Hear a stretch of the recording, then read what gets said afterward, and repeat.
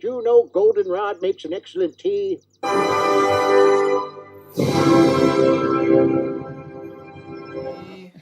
Happy birthday to me. Happy birthday, dear Aaron. Me. You are a sad, strange little man, and you have my pity.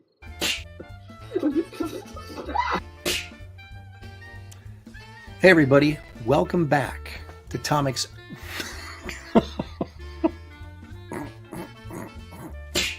veteran of the comic book industry for 30 years. I'm a writer, I'm an artist, and this sucks.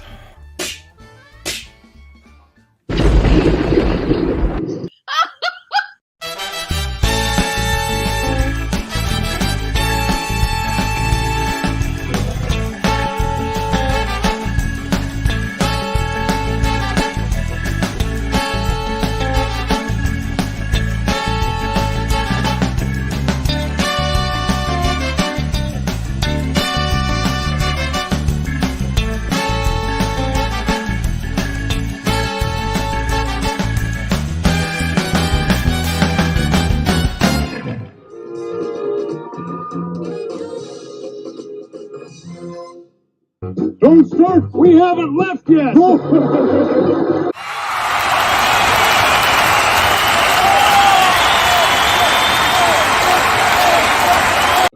She cooks nothing but chuck wagons, stew, and her name is Minerva. Ouch! She's the flower of our coach.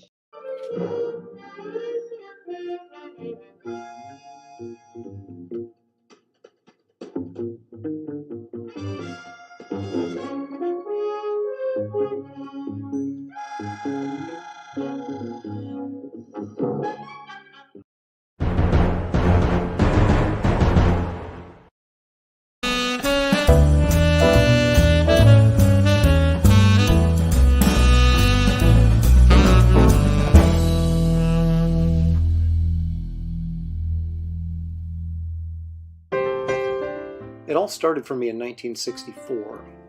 I was born with a full head of hair. I remember it like it was 57 years ago. Shortly after that, I met Shelley Showtime, and we got married, had a couple of kids. Marriage really grounded me. I studied hard and worked even harder to become a comic book artist. Then tragically, I remember losing my hair, and I started live streaming. It's funny how things turn out.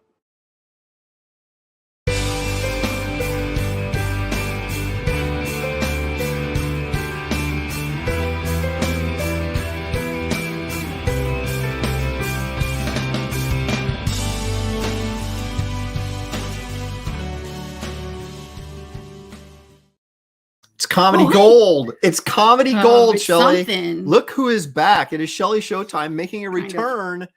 Probably not for the whole show. I'm going to do my best because I had to stand long enough to do something with this and don't, want to put it to good use. That's right. We were working hard this morning, even on a Sunday, printing out labels, packaging books, because it's all about that for us right now. I was kind of multitasking. I was watching church on YouTube and printing out labels. It's all about fulfillment. Fulfillment about fever, getting man. fulfilled. And now we're approaching fulfillment fatigue. Yes. We're like, how many hundred more do we have to do? Oh my gosh. We're getting closer, probably 700 by now with what I printed. But tell me what happened yesterday. 2,400. So tell me what happened that you figured out this morning. So I go out, leaving for church, and I find in my driveway, it's been raining because we live in Oregon, of course. Yeah, like it's a shocker. And the books I'd ordered, the comic book mailers, because we were running out, I ordered 6 more boxes of them, sitting out there in my driveway in the rain since yesterday. Mm-hmm. So no doorbell, no. This was FedEx too. They could not carry them up underneath the porch. They just sat or carried themselves up 3-4 steps to knock on the door and go, "Hey, I just delivered your boxes, but I can't bring them up here." So I was enraged. I moved him up onto the. He came back into the house yelling, "Shelley!" and scared me a little bit there. Yeah. But then when I came back from church, having a little bit more peaceful disposition, I attacked my neighbor. No, I'm kidding. And so I opened up the boxes, took pictures of all the water damage, and luckily, as it appears, probably only lost about 50 boxes to water damage out of the 800 or so that I ordered. That's not too bad. They'll be getting a call from me tomorrow. Ooh, should I tape it? Should I video it? Tape it. That's so like boomer, isn't it? Let me tape it on my VHS recorder. We'll put it on Instagram. Here's my husband yelling at FedEx. I won't yell, but I'll speak sternly. Oh, put them on with me then, because everybody knows I'm a lunatic. So that's right. You'll just go nuts. I will. I just let's see who's in the chat, because anybody that's here watching the show has got to be partly nuts too. So my fellow lunatics. 40% Zed says he was here first. We'll take his word for it. Thank you for being here. At 1:38 a.m. Oh, he was definitely here first. You know what you get for that? Why weren't you in bed? You get nothing. You get nothing for that, but our gratitude. Gratitude. Something. Ronan saying this is not a boat accident. It's worse than a boat accident. It's like a train wreck. People just can't stop watching. Yeah. I'm talking about our show, of course. Lake Kick is here because Lake Kick, of course, is almost always here. It's been a long time since I said that. Yeah, but you knew it. You knew I thought about it. You didn't forget the line. No. But like usual, you weren't here for rehearsal today, so it's going to be about the same as always. Helder 6480 is here. Shelley's here. I need a bigger boat. Oh, so you started the whole. Actually, you took off on Ronan's cue, and I did. I thought I was so clever. Geek Avenger is here. Hello, Geekster. Says we just finished doing the Christmas binge movie Home Alone, or Rated G Kitty Die Hard, as we like to call it. Barbara Paulson is here.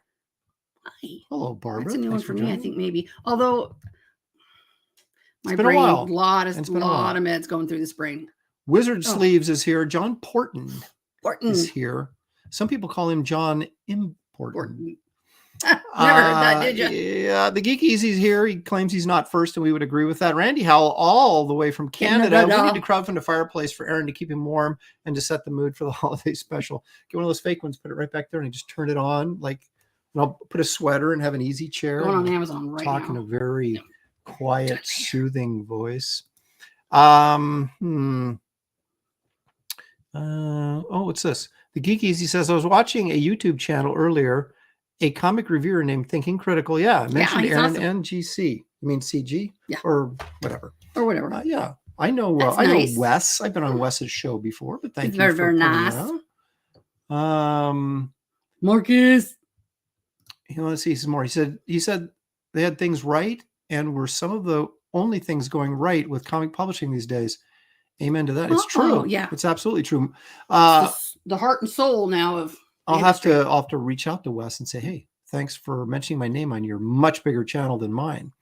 Marcus Killigrew, the purveyor of all things pop culture knowledge, is here. Evil One Chris is here. Hey. He says he doesn't know. Hey, I got news for you. We all hate sharks. When you're in the land, they're not as bad. When you're in the water, really don't like them. I wonder how many people really now as adults, no matter if you're in a lake or a pool or a tub, you're thinking sharks, Jaws. All right. Do we have any linguists in the house? Club Brainy, Pride, RM. That's not in my wheelhouse. TNTO. That's deep though, man. I know it is. 5L. Almost said stripping Vaughn is here, but no, it's stippling Vaughn.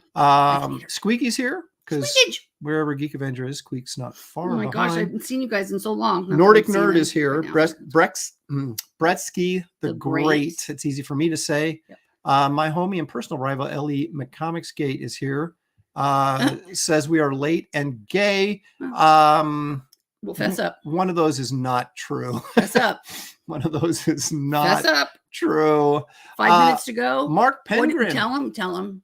What'd you do? Why are you talking about gay then saying tell him what you did? Well, I'm trying to clarify which one. Well, I was late because I didn't load all the videos. Didn't load his videos today. Because I was down packaging books. What was I thinking? That's that's all we've been able to do is. And then get mad at our people leaving. And then you get in like such a a rhythm, I guess. You just do, and then how many times have you had to reopen it going, did I put that in there and realize, yes, I did. Or no, I didn't. Yeah. Mark Pengren is here. Mark says, Aaron shipped me a package the other day. It is true. We said, hey. Shelley did. Yeah. No, you did. You printed the But label. I did the labels. Yeah. Yeah. So that is true. We actually did. And I said, hey, that's Mark Pengren. You know, so every email of every backer I've had to type in. I hope I didn't miss anybody. Like typo. Well, but we'll see. Evil One says 3 minutes late. No surprise. What? We Well, that are ain't never nothing. late. That We're ain't never nothing. late. Iodine 74 is here. H is for Heretic. I think I already mentioned that. Prater 7 Squibs is here. Good job on that. Let's see. Your spam Hi, bot. Brian. Suddenly Old has made it in. That's excellent. Good to see you. Thanks for joining us. Shelley's like, don't scroll so fast. Gary Bruce is here. We also know Gary Bruce also has another name, but I won't reveal what his other name is because he may not want people to know. Ronan, of course, sad. I laughed, I cried, it moved me, Bob. Ferris Comics says, let's hope I do better this live stream. Last one, I somehow was 45 minutes behind the stream, so all my comments were 45 minutes behind. So we were actually reading them the next day. Oh, funny. Sheeple Hunter is here. I laughed, I cried. It moved me, Bob. You. I'm sorry. Shelley. I'm sorry. She wants me to point out everybody that's Yay. saying hi, Shelley. And then, Well, how long? I don't even remember last show I was able to do. Old Dirty Fatty says that made me cry. I don't know what we're talking about, but it made me cry too. Eric Boyd is here. How about that? Thanks, Wizard Sleeves. David Alicia. Welcome back, Shelley. Welcome back. Welcome. We should play that. They'll get flagged. Anti-Entity is here. Jimmy Reyes, art speaking Spanish. I'm not Lopez today, so I don't speak Spanish. Only when I'm Lopez do I speak Spanish. Kevin Thomas is here. NPC Oasis. Shelley B. Nuts. I know. Don't mess with my people. Yeah. I'm telling you. Let's see. Craig Smith the second. Hello, you two. Aaron Lepresti, what do you think of the college football playoff selection? Honestly, I haven't looked yet today. I'm assuming Michigan's in, Washington's in. You got to put Florida State in. They're undefeated. And that means it's either Texas, Alabama, or Georgia. Alabama beat Georgia. Texas beat Alabama. So Texas should be in, but I don't know if they did or not. So someone will have to inform me because I haven't looked yet. Travis Perrick is here. Gary. Hi, Shelley. Hi. That's nice. Yeah. Nomadidon says, evening all. Aaron, great to see you back on Shelley's show. Able to stand long enough to do something. Well, here, this is what I think of your, you've got the names backwards. That's so dumb. It's actually right over. Hey, there's Paul Taylor, resident biologist. Most sharks don't do fresh water. So you don't need to worry about them in most lakes. I have read stories of sharks swimming up from the ocean, but that's really unusual. You know those mind games you play? Like I remember after seeing, and then we would go out water skiing, and anything that like you think brushed up against your leg, even if it was your own, like your other leg or whatever, you'd be like, oh my gosh. And then I wonder, is he going to come eat me right now? Even though in your mind, your logical part of your brain says, don't be an idiot. You're in, a reservoir, or you're in whatever. But you think, do the sharks know this? Bull sharks have been known to work their way up. I can never, ever go back in a body of water. Aaron, do you ship FedEx? Not that anymore. Much. Not anymore after today, I don't. No, we do. Well, rarely anymore. Mostly. Yeah. Little Jimmy Fireball says, I received the latest Wraith of God this week. Looks fantastic. I'm going to read it tomorrow on my day off. Thank you so much. You're going to love it. Got it. Paul Taylor says, working hard on our behalf is a good excuse. I think it is, even if it's not true. Is it weird but it is that true. You're not, well, I know you've come up and drawn a little bit. Like he's shipping, and then like if we kind of meet the goal of the day, then he'll come up and work on a script, and then he'll draw a little bit. I'm like, you know what I do after I print the labels? I go back to bed. Yeah. I also have to wait on my mother. Don't forget that. Oh my gosh. You guys know, everybody's like, oh my gosh, the packaging was so nice. Everything inside she did. Except, not the book itself, but all of the packaging inside the mailer. Yeah. She bagged all the books. She bagged all the swag. But she loves it. She feels like she's contributing and being helpful. And she is actually. No, we have nothing to do without her. Yeah, we have not seen. Yeah, we haven't gone out to the theaters. Yeah, her neck won't take it. That and people annoy me. So there we go. Yes. Especially when they munch their popcorn in my ear. I have like. That's not me. I don't ever get. I have popcorn. like bionic woman hearing. So, yeah. Colth Raven Lewis Bryron says, "How do you just got dinner ready Italian tonight? Good for you." What was I going to tell you? What was I going to tell him? I don't remember now. Louis Breyer. I have no idea. You I think didn't tell I me. think Shelley, I printed your label today. star of the show. Little Jimmy, fireball. Booyah. I'm the star of the show. Ooh, like me.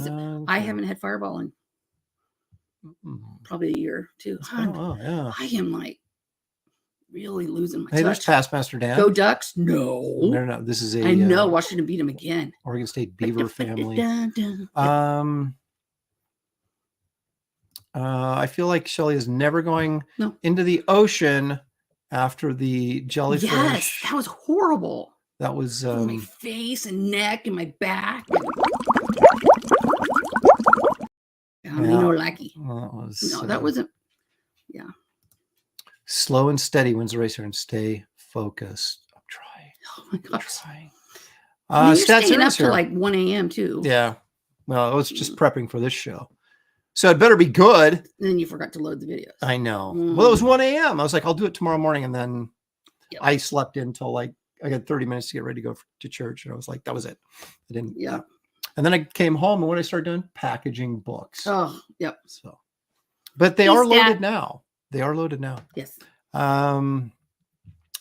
Okay. Paul Taylor says, I've never swam in the ocean, strictly pools and lakes. Have you seen that thing where they do, where you can watch Jaws and you sit in a inner tube on the water, and they have projected on the beach, and you watch Jaws while you're sitting in the water at night? Oh my gosh. On a Tuesday. In a full moon.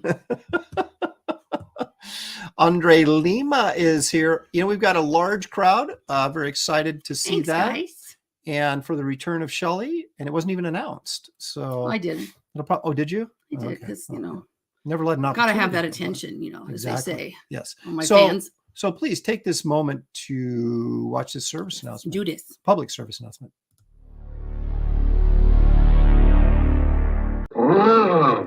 Oh, I nailed that one. Nice job. Perfect. And I even did it with Paul Taylor still up. Paul Taylor didn't I sounds just like say that? That's right. I said that a couple days ago. Yeah. Well, the campaigns tend to, because you keep adding stuff on as you go. Someone will contact and go, I forgot to get this. I want to add it on, but I don't want the extra shipping. So you like make a special perk just so they can go in and add it on. And it becomes this convoluted mess. And that so it's a nightmare trying to figure out. Like, okay, what was in this one? And then I'll go back going, there's like this random blood hunter. Yeah. Yeah. Thankfully, I know most of the codes and I can figure it out. But it took us a while, and we're still like discovering some things. Like, oh, wait a minute, is this supposed to go in with this? And stupid me. If for a couple, people had identical names, and then I didn't pay attention to the email address or whatever, because it's like, I don't know, size 8 font. I mean, I tried to like learn, and then in the document on the computer, it shows like 14. But then when it prints it, it's just like microscopic. And we have 55 pages of that. But anyway. Well, the printouts, though, they also show people that ordered then returned. And returned. Or canceled or whatever. So you're looking for them, and nothing's coming up. And you're like, oh my gosh. So then I have to open the doc. Anyway, so I was crossing people off. Like I did the label, and then their name showed up again. I go, wait a minute. Then I realized there was 2 of them. And I'm telling you, we're in the M's, as you bring up Mighty Joe. There's way too many M names. Do not name children M anymore. Mighty Joe says, honest review coming, even if I didn't receive my MERV card. If you guys know, this is an important thing, because sometimes things slip through the cracks. Well, again, obviously. you're just like. So if you didn't get something you're supposed to get, just email me and let me know, and I will make sure it gets sent out to you. No problem. So sorry about that, Mighty Joe. And yes, I hope it's an honest review. Unless you don't like it, then please lie. But anyway, yes, email me or message me somehow. Those other than easy this. Fixes. We'll just these are super easy. But yeah, you do get into, like you're kind of on automatic pilot, and then you go, wait a minute, did I? Yeah, that's where we're at. Evil one for $2. Put a bed in the studio so Shelley always. Wouldn't that be funny? Just wheelie in back there. Well, that'll be maybe after surgery. Yeah, we'll be like, get the wheelchair in here. Geek Adventure for $2. Holiday shot of Jameson in Garbage Man shot glasses. Do it. There you go. Guys ever have hot toddies? Is that's a Christmas drink, or Tom and Jerry? So. Isn't that like a Christmas drink with whiskey and like frothy egg stuff on the top? I don't know. Okay, so speaking of food, which I don't know that we necessarily were, but we're about to right now. Let's all go to the lobby. Let's all go to the lobby. Let's all go to the lobby to get ourselves a treat. Peppermint brownies from Trader Joe's for the holidays. Really good. You can see there's only 2 left. Yeah. That's because I've been eating all of them. But I had one. I saved one for you for today. You got them. Thanks, son. Nana had some skin cancer surgery. It was pretty gnarly. And so she likes donuts, maple bars. So we're getting her maple bars and stuff. So when I said to you yesterday, let's go get donuts, thinking he'll get them for his mom. And you said, no. Can you believe it? And then he brought home brownies. But they're smaller. Yeah, and I'm sure way less calories because they're smaller. Well, that's what I want to believe that to be true. 3 desserts today, of course. Why not? As Shelley used to say, your dessert tube is never full. Yeah. When I was little, I thought your stomach had little tubes in it. And it would fill up with, I don't know. And now when you get old, there's tubes in your stomach. That's for a different reason. Peanut brittle. Yeah, man. Well, I love custard. I do. Thank you, Wizard Sleeves. Appreciate that very much. I will pass it on. Yeah. And I did pass on. Many people reached out and said, thank you. So tell your mom, thanks for doing a great job packing the books and the stretch goals. And I told her, and she said, will you tell them thank you? So thank you all for thanking her. Yeah, she likes it. Captain Bipto says, you only live once. I don't want to spend it all the time in the gym. I know I spent most my up through 40 in the gym. Now I'm spending it. Maybe. I was trying to think. Maybe. Well, I was a cross gym when I turned 40 and realized I was fat. And then I started working out like a maniac again. And I was actually running, if you remember, back in the old Florida days to lose weight. And now I'm... I was still teaching aerobics then.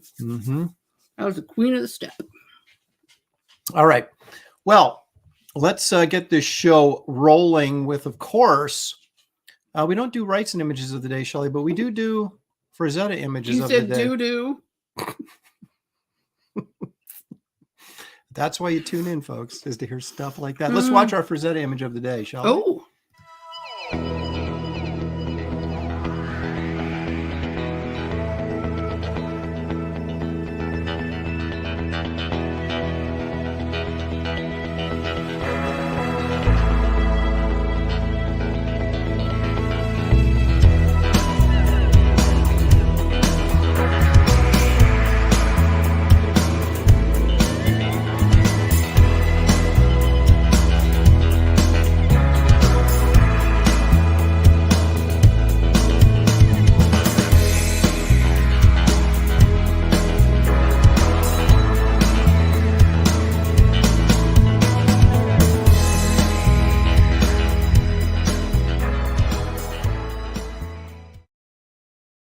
What do you mean she's missing something? Did you guys notice it?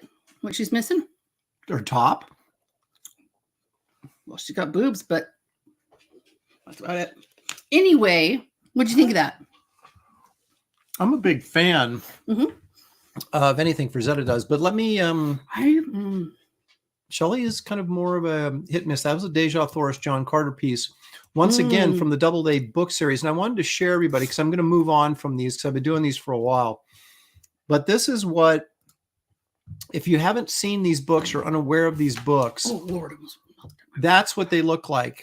Now, this one down at the bottom over here, on the bottom right. That's our house. Right there. That's our carpet. What? Is that did you take the picture? No, this is... I found this on the internet. Oh my gosh, that's so hopefully carpet. someone didn't. What are the odds? I'm hoping someone didn't sneak in our house and then. Anyway, so maybe they clean it. This is Richard Corbin.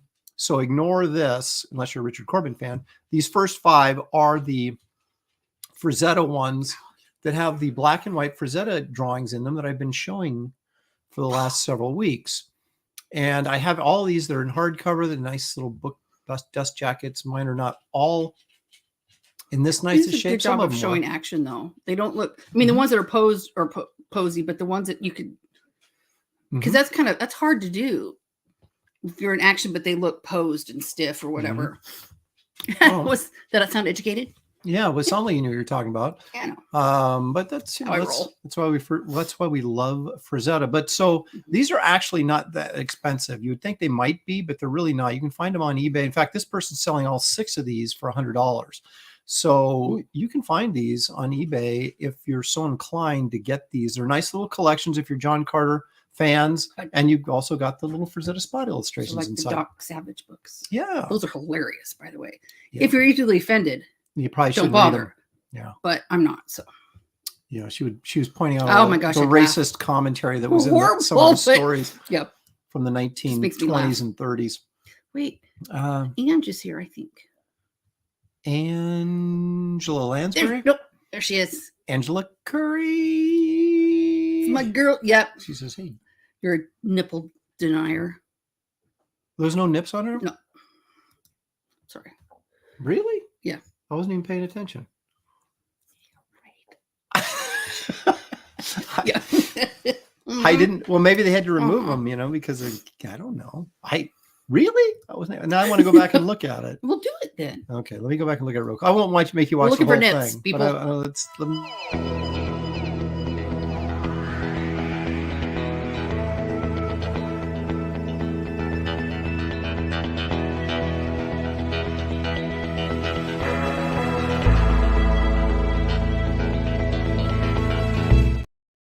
oh, well, okay. Not really sure why. I don't know why I noticed it. I don't know why I didn't notice it. Like, now, not that I don't mind a man's bare tushy. Doesn't bother me. But what does bother me is when they put men in butt flossers. I don't like it. I don't like it. A man should not be walking around with stuff unless you're on the French beach in France. Then that's okay. No, it's still no. Not under no circumstances should a guy be wearing a butt flosser. So yeah, that's the stuff I notice. Okay. Ew, butt flosser on a dude. But if you're, no. This was just say no. Civil War times on Mars. You know, things were different then. What was it, like the 80s again back then? That's when we wore the butt flossers. I don't know. Not a bare butt flosser, but that's enough about butt flossers. Shelley. We got a lot of stuff to go over today. Well, then quit stalling. What? Have you missed me? Ladies and gentlemen, Shelley Showtime is back. Thank you so much. Wow. Oh, sorry. You can just feel the improvement in the show. Oh, got to blame it on the pain meds. There you go. Okay. Well, you know what, Shelley, I've been doing over the course of quite a bit of time. I've been showing bits and pieces of my collection, comic collection, and we're going to continue that as we're ending our journey through the S's. Oh, so let's take a look at a few books and find out exactly what's in Aaron's collection.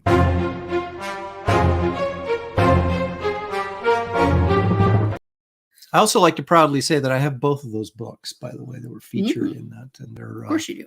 Quite expensive. Quite expensive. All right, so I'm going to switch the camera over here, and we're going to take a look at the S's. Oh, sorry, I'm reading the chat on my laptop. A good old time. Pretty funny. I'm glad that Shelley's having a good old time. Okay. So, yeah. You know, it's funny. I was looking through my collection and I found this. Now, this, Shelley, is it an award-winning cover? I don't know. That's what I heard. Or not. Yeah, it's kind of cool. I just thought it was kind of cool that I might have an award-winning cover laying around, my house. Oh my gosh! Yeah. Some of you may be receiving this award-winning cover if you haven't already. So, just like that. There you have it. Just like to point that out. Okay, we're in the S's, Shelley. We're near the end of the S's. We're going to start off with Supernatural Thrillers #1. We have The Thing That Couldn't Die here from the world famous Chilla by Theodore Sturgeon. This is a Jim Stranko cover. Jim Stranko is a very famous comic book artist, legendary, and he's actually one who remembers me. That's shocking. Yeah. And I remember tweeting him not too long ago, or Xing him, I guess, on X, and saying, "Hey, Jim." And he's like, "Aaron, so good to hear from you." Oh, yeah. Name dropper. Yeah, exactly. So anyway, that's got a nice little Stranko cover. I used to have a rough copy of this. This is a 9.0. These are really hard to find in high grade, Shelley, and it kind of ticks me off because I want all 9.2s and I can't find them. Here we go. There's another Stranko cover. This is the Invisible Man. Where'd he go? I can't see. He's right there. He's hiding. Oh, I You gotcha. can see him a little bit there. This is number 2 of Supernatural Thrillers. Again, it's probably a VF Oh. copy. I'm really looking for a near mint copy, but I haven't found one at a reasonable price. So Ooh, I continue Christmas. to look. Hi, Oscar, baby. Come This here. is number 4. Come here, baby. This is a Jazzy John Romita, it looks like. Ooh. Maybe not. Is that Frank Springer? Could be. I'll bet Marcus Killerdrew knows. It's not Romita. I take it back. I thought maybe Romita inked it, but no. I don't even think he inked it. So forget everything I just said. But this is Mr. Hyde, sometimes known as Dr. Jekyll and Mr. Hyde. That's number 4. Hi. Now, this is kind of an important issue right here. I got this back in our CrossGen days when I was buying up 70s books because I knew they were going to take off. Yep, you just knew. And so I got them on the cheap. Well, this and is that was sorry. I was going to say, this is the Good first time. appearance of The Living Mummy. Well, that was one of the very few jobs you've had that we got benefits. And you had like 2 weeks paid vacation. And so, yeah, you could buy the stuff because we had A little extra a money. little extra money. Unlike now. But, you know. Now we have extra other stuff like weight and stretches and oops, sorry. College tuition and things like that. Oh, gosh. Okay, so there you go. That's the first appearance of The Living Mummy. Nice. Headless Horseman. Why is this significant? Are you doing all of those? You know, going to Stack. Shelley's like, can I get out of here, please? No, I was just pacing myself. Supernatural Thrillers number 6. That's Headless Horseman. You know, Shelley, Wraith of God 3, Yes. Fear Hollow. Fear Hollow. Look at this. This I was a little kid when this came out. Bought it off the newsstands. This, of Cool. course, is not the one I bought off the newsstands, but I rebought it again for Did a more you inflated price. did you like try to save them and stuff when you were little? Did you? Yes. Unlike us, like we'd make mustaches on them and stuff. Fill No, up no, their no, teeth. no. I was very meticulous about taking care of my books. The thing is, I traded almost my entire collection back in like the early 80s to get a copy of Spider-Man number 2. Now, here we go. The gems, folks. Swamp Thing number 1, Bernie Wrightson. Look at this. These are all near mint. Number 2, featuring the first appearance of Arcane and the Unmen. Try to get rid of some of that glare. There we go. So these are all Bernie Wrightson covers and interiors. Number 3. Now, I do have like multiple reprints of this in my collection so that I can read these anytime I want without cracking open these books. This is number 4. It's a great cover and has a great splash page too. And it's a werewolf issue. What more could you possibly want? Number 5. This is a witch issue. One thing I like about Swamp Thing, it really was kind of a monster of the month kind of series, and that's what I want my monster books to do. I don't want my monster to be preaching about environmentalism to me.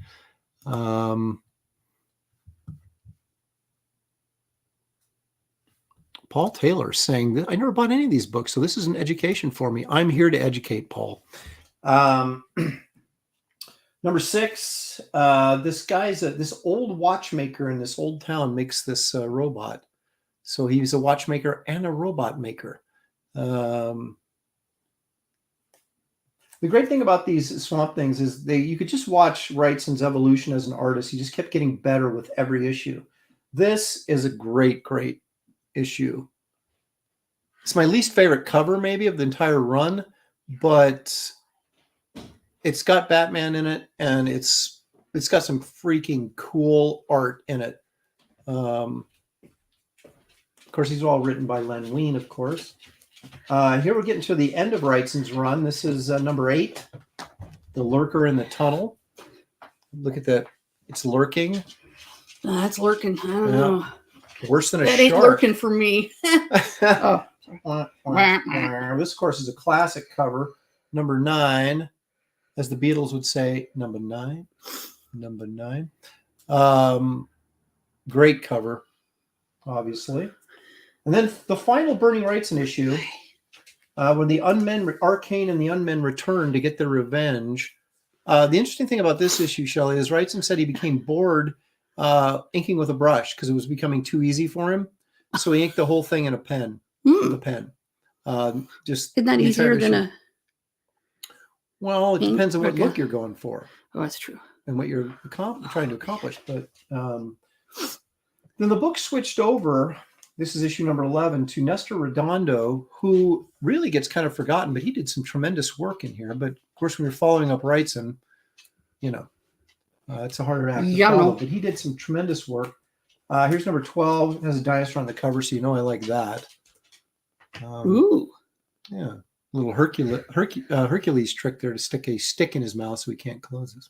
Okay. I was trying to figure out what that was because it looks like his teeth are a little bit off. And then the final issue that I have, it's not the final issue of this series, I think 24 is but this is a pretty cool cover where Swamp Thing is holding up a tank. And he says, "Thank you. Thank you very much. Gotta go. Thank you very much." So anyway, you guys, there you go. That concludes the S portion of our show. Next week, we'll be getting into the T's, Tales of Suspense, Tales of To Astonish, Tales of My Underwear, everything like that. Those will be pretty boring. Oh, boy. Go back. You've and, missed a ton. Well, I was sharing. We can't Okay, get them all. so more because that was the butt flosser's time. Thank you, Frank. He says quality shot up this week. Of course, he's referring to Shelley's appearance, I believe. Oh, I don't know. Banana hammock. Yep. The Dankster's butt flosser here. segment is running long, says Dale. Sorry. Thank you. Wait, because some people have joined us late. On Mars, it's impolite to not wear butt floss, says Old Dirty Fatty. Bub66, Danky Frankie, all of them guys kind of rolled. Dale A all kind of rolled in late, but that's okay. Did you erase the nipples like Dan Lawless, Kit Carter? No, I did not. I did erase Dan's because in space, no one can see your nipples through your spacesuit. That's what I was led to believe. Oh. And it seemed a little too salacious. Can I use that word? Sure. I'm going to use it. You liked it enough that we like. Yeah, I think it's a great piece, but I got to get that. I don't want to seem like I'm doing exploitation comics. Whether you think I am or not, I don't want you to. Let me rephrase that. Whether I am or not, I don't want you to think I am. That's what I was trying to say. There you go. Let's see. Of course, we're talking about Stranko being famous for Nick Fury. It's more like Classic Illustrators. Everybody's just kind of chatting it up there, so you haven't missed anything. Okay. DC tried doing a vanilla, delish. a villain themed magazine too with Gorilla Grodd. I didn't know that because I'm not much of a DC guy. That's so nice. Wizard sleeves. Aaron, your collection is always stunning. Well, thank you very much. Wait till we get to take very good care of them. The teas are going to get interesting. There's a lot of good lot of teas. Monster of the Month sounds cool. Yeah, I mean, that's what I was doing when I did Garbage Man. It was every story had a new monster in it because that's kind of the way I roll. I tried to do that with Sludge when I was working at the Ultraverse. I tried to have Dave Ulrich on this week. Oh, yeah. But he couldn't make it. So maybe next week. Oh, love me, Dave. But that's what I wanted to do. And Steve Gerber, the writer, wanted to do a crime comic. So we were constantly bickering about. You got to do what you wanted though, because he was late for his scripts all the time. So then I'd go in and write the scripts, and then I would write monsters in. Right. Craig Smith, hello guys. I got a toss-up question for both of you. Who has the better stories and characters, DC or Marvel? Who's the two of you, not me? Yeah. Right. Now, neither. Right. Then I was much. If you go through the 60s and 70s. The 80s DC started to do some stuff, but I really felt like Marvel dominated the comic scene when I was growing up. I just thought their characters were more entertaining and the stories more interesting. But of course, it's, if Graham Nolan was here, he would fight me on that. So, and he'd probably win. He's in better shape than I am. Yeah, he's at the gym. But if he wasn't at the gym and was here, he would fight me on it. Randy Hall says Swamp Thing only works with Adrian Barbeau. Of course, he's referring to the very first movie. Did you see Mike? We're not down there yet. Don't feel bad, Mike. You didn't miss, because I missed the return of Shelley. You didn't miss much. Blue Neptune. Whoa. Exactly. Dale F. Dale A says F. When poop attacks. What are we talking about? What did I miss? That's why I said you missed so much that.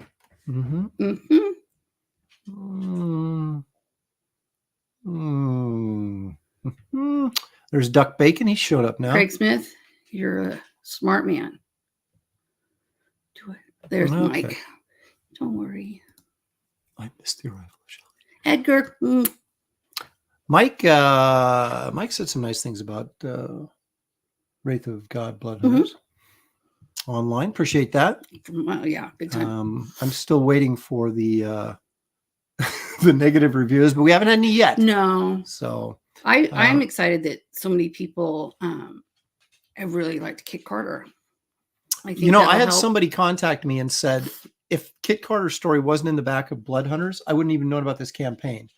And I said, and you think to yourself, how is that possible? But it is possible. So get the word out. Help me get the word out. When you're shadow banned, it's tough to get just even that. It's tough to get the recognition. That traffic that right wouldn't necessarily see it unless they were looking at it. And that's just still pisses me off. Some guy 209 says, Aaron, Wraith of God 2 is great. Question about the upcoming Kit Carter. Will it continue with the lighthearted comedic tone as the version in Wraith of God, or will it be more serious in tone? It'll be slightly more serious. Saving the brownie for later. It won't be quite as goofy, but it'll be. I was just going over the script, and it's full of guffaws, plenty. So it's not a serious adventure strip. It's a humorous adventure strip. So, Paul Taylor, kid friendly for those that. Okay, I erased all the nipples in it, so there shouldn't be any problem. That wasn't I meant like. Oh, nickel. All my stuff is nips and butt flosser jokes for days. Yep.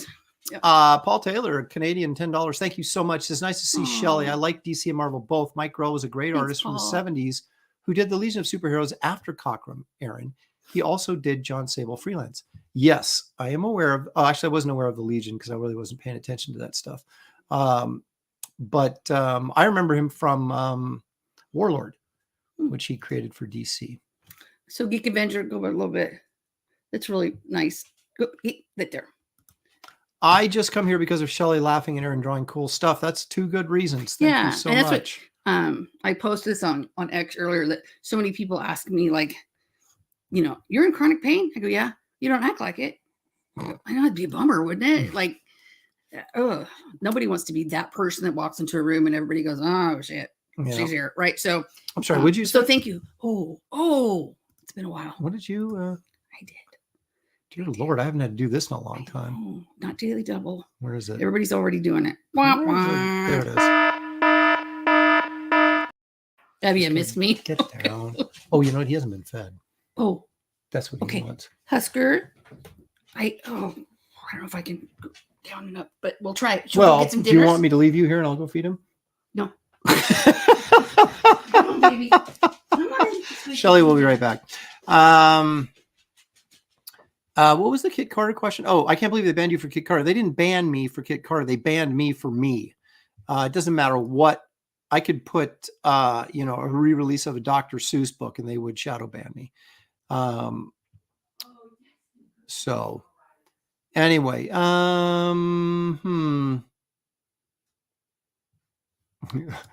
good thing Shelley's not here. She'd jump on that joke. Anyway, yeah, I might have to, you may see me opening a Kit Carter campaign on another platform as well. Hey, there's Pat. There's Dan Lawless. Speaking of Nipplegate, let me bring this up since Dan's here. He's supposed to give me a updated, revised drawing of this with better line work so that it enlarges better. But yeah, so I took off the nipple topography. But this is a great piece by Dan Lawless. Look at that face. That face is just absolutely beautiful. So this is either going to be in the book on the hardcover as a pinup, or it might be the back cover of all the books. Actually, it could be both. It could be the back cover of all the books, and it also could be in the pinup gallery. So I may do that. I made it. Yay. Yeah, Shelley is breathing hard because we're back. Is got it. Hauling all this big fat Shelley up the stairs and stuff. She's got that 60s Bond girl face. Yeah, she does. It's a great piece. Dan does wonderful faces. Now, if the rest of his stuff could catch up with his faces, he'd be a good artist. Of course, I'm joking. We love Dan. Dan's awesome. We do. And also go frequent Dan's YouTube channel where he does instructional videos on how to draw that are really, really great. And he needs your guys' love. So get in there. He's a very positive person, and I love that. Very soft spoken and put you right to sleep. So you go, this is how you draw an arm. No, but he's always just so positive about everything. Son of Liberty Radio for $2. That piece enlarges me as well. Of course, he's being dirty. I can't do a language alert because he really didn't say anything, but he's insinuating things. Ooh, okay, I can breathe again. You guys, oh my goodness. Okay, so let's keep this show moving, Shelley, because I know Shelley she's about done. Ooh. I just want to do this, though. I've been up. Can I do this real quick? Yeah. A what? I don't know. I just haven't done that in a long time. I wanted to. Oh, and this one too. So nearly perfect. If you only had a living brain. Good times. I think you say it about me sometimes. I do. But you know what, Shelley? Huh? It's time. Oh no. It's time. Yeah. For my top 5. Oh, good.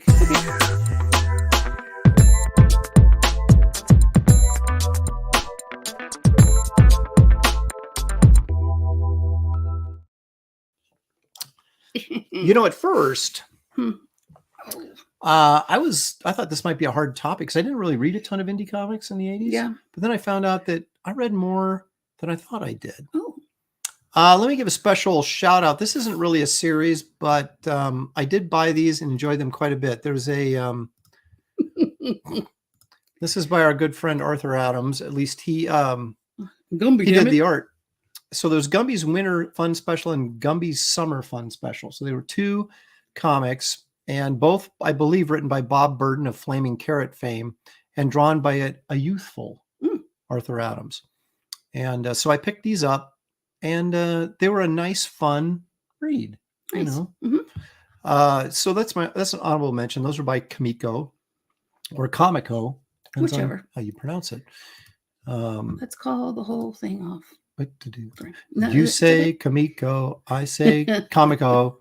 And Paul Taylor's Pushing John Sable again by Mike Crow. Oh. Hey, Citizen Ronin. What is this? Jimmy Reyes says, Aaron, I'm creating a traditional art piece of Kit Carter for Peter Sem's art auction. Hope that's all right with you. Well, if it turns out good, Jimmy, make sure you get a scan of it. See what I said? If it turns out good, it was just little. Just a little jab there. That's all. Just having a little fun. A little fun at your expense. That's Who else did it? Yep. Geek Vendor. Gumby, damn it. Okay. Oh, yeah. Here we go. Let's get in that. 1, 2, 3, 4. There we go. I want to make sure I had 5. Okay. Number 5, Shelley's favorite comic of the 80s, I'm sure, right next to Little Lulu. We have Judge Dredd. Nice. The reason I bought this, Shelley, was because of the Brian Boland artwork. And then I read the stories, and they were really sort of how we say British. Oh, I love that. They were odd. I think they were. There was kind of a very sort of British sense of humor to them, even though they were this kind of action adventure, sort of, but punkish, new wavy. Nice. Dystopian, all these things kind of thrown together. So it was kind of an odd read, but the artwork was so fantastic that I had to do it. So Judge Dredd from our friends at Eagle Comics across the pond was Judge Dredd because he is the law, Shelley. Okay. Number 4. Kind of rolling through this because, Shelley is about ready to hit the road. I can tell by the expression on her face. So here we go. Our good friend Howard Chaykin did this book called American Flag for First Comics. He was one of, and he was proud to tell me this, and I couldn't disagree with him, but he was saying that he was his own brand. And I went, you're onto something there, because he really is. Chaykin's not necessarily known for any one character. He's known for being Howard Chaykin. Mhm. And I think that's more valuable than saying, oh, yeah, he was the Hulk artist. Or, oh, yeah, he was the Right. Wonder Woman artist, You just because go I'm no Chaykin. longer the Wonder Woman artist, but I was. But Chaykin is always Chaykin. This was like a cool comic. It was it had political commentary, action adventure, spy kind of stuff, intrigue, dystopian future, of course, because we're living in a dystopian future right now. But back then it was the 80s and we were pretty optimistic about the future. So this seemed really far off. Optimism. Oops, there. Yeah. Yep. I think Marcus on it got this one too. It was ahead of its time. It was really nice storytelling, graphic storytelling, and graphic not by violence or something like that, but very, I don't want to insult either Walter or Howard, but very Simonson-esque storytelling graphic techniques that he used in here, that I thought that both of them were very similar in their storytelling approaches. I'm not going to say if anybody was borrowing from anybody else. I'm just saying that there was kind of that similar vibe between the two. And so I really liked what Howard was doing on this. Paul Taylor. We used to have those. Came out at the same time as Gru the Wanderer. Yeah, we're getting to that. Let's see, Shelley. Let's see what number 3 is. 3. Oh, nice. So speak of the devil, as they say. Shelley, would you like Yes. to share your experiences with Gru the Wanderer? Well, we met Sergio, and it was before we got married, right? Yeah, we were engaged. And he was super cool, and I thought, oh my gosh, he remembered me or something. And he was super. I was He thinking, was you know. super into Shelley, if you know what I'm saying. So I bought some. Yeah, she was not a comic book fan when we Yep. met. I had to educate her in the ways of the comics, and In fact, when he told me what he did, this is a common story. Everybody knows this one. she thought to I was herself, like, what are you, 12? Yeah. In my head, I didn't say it out loud. yeah, thankfully. Yeah. And I cried. so he was going to send us a wedding present. Well, Right? come on, you're skipping all the good stuff. I'm sorry, I'm on drugs. So, Shelley. My memory is crap. So, Shelley, we went out to dinner with him. They were at a Portland show. Mhm. We went to an Italian Mm. restaurant, if you remember. We had dinner with him. And then later at San Diego, Mm-hmm.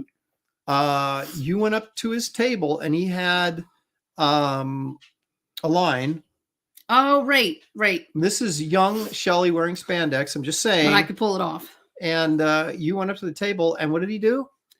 Shelley! Yeah, come on back. And she got to go behind the table. All these people You waiting know. in line for. So you felt pretty important. I felt like, wow. And what this did he is cool. tell you as you sat there and chatted? What did he tell you? Oh my gosh. I don't know. He said that he would give you, as a wedding gift, An original. Gru drawing. Right. That's And I then said what earlier. happened? We never got nothing. He never sent us Jack. No. And so Shelley, in I a don't like him rage, anymore. In a rage. she As said, I was crying. she said, I'm not collecting this book anymore. No. And got rid of all of them. Don't mess with me. And so ended Don't lie Shelley's to me. so ended Shelley's comic book collecting career. But this was a good book, and I did read it. Cicerone said it was something like, "Dump Aaron and I'll make you my queen." I think he was probably married. He was was a hot-blooded Spaniard, shall we say? Well, back in the Probably day, still is. we went to the gym a lot. Jimmy Reyes says, "Aaron, Shelley's not skipping the good stuff. She's on the good stuff." Yeah. Oh, Um, there was something about spandex. Doesn't matter. Oh, okay. spandex is nice on women, but it's disaster on those who are not. Right. And then when you get to art, you have to wear it underneath stuff. Yeah, Shelley was You know. Shelley was a lifter and a Yeah. athlete and looked pretty good in it back. Taught in the aerobics every day. day and lifted a bunch. And yeah. Now you're not going to catch Shelley in spandex. You're not going to catch me in a John Carter butt flosser. Those days are Way in the rearview mirror. way in the rearview mirror. Way. So anyway, that's our top 3. Let's look at number 2. Okay.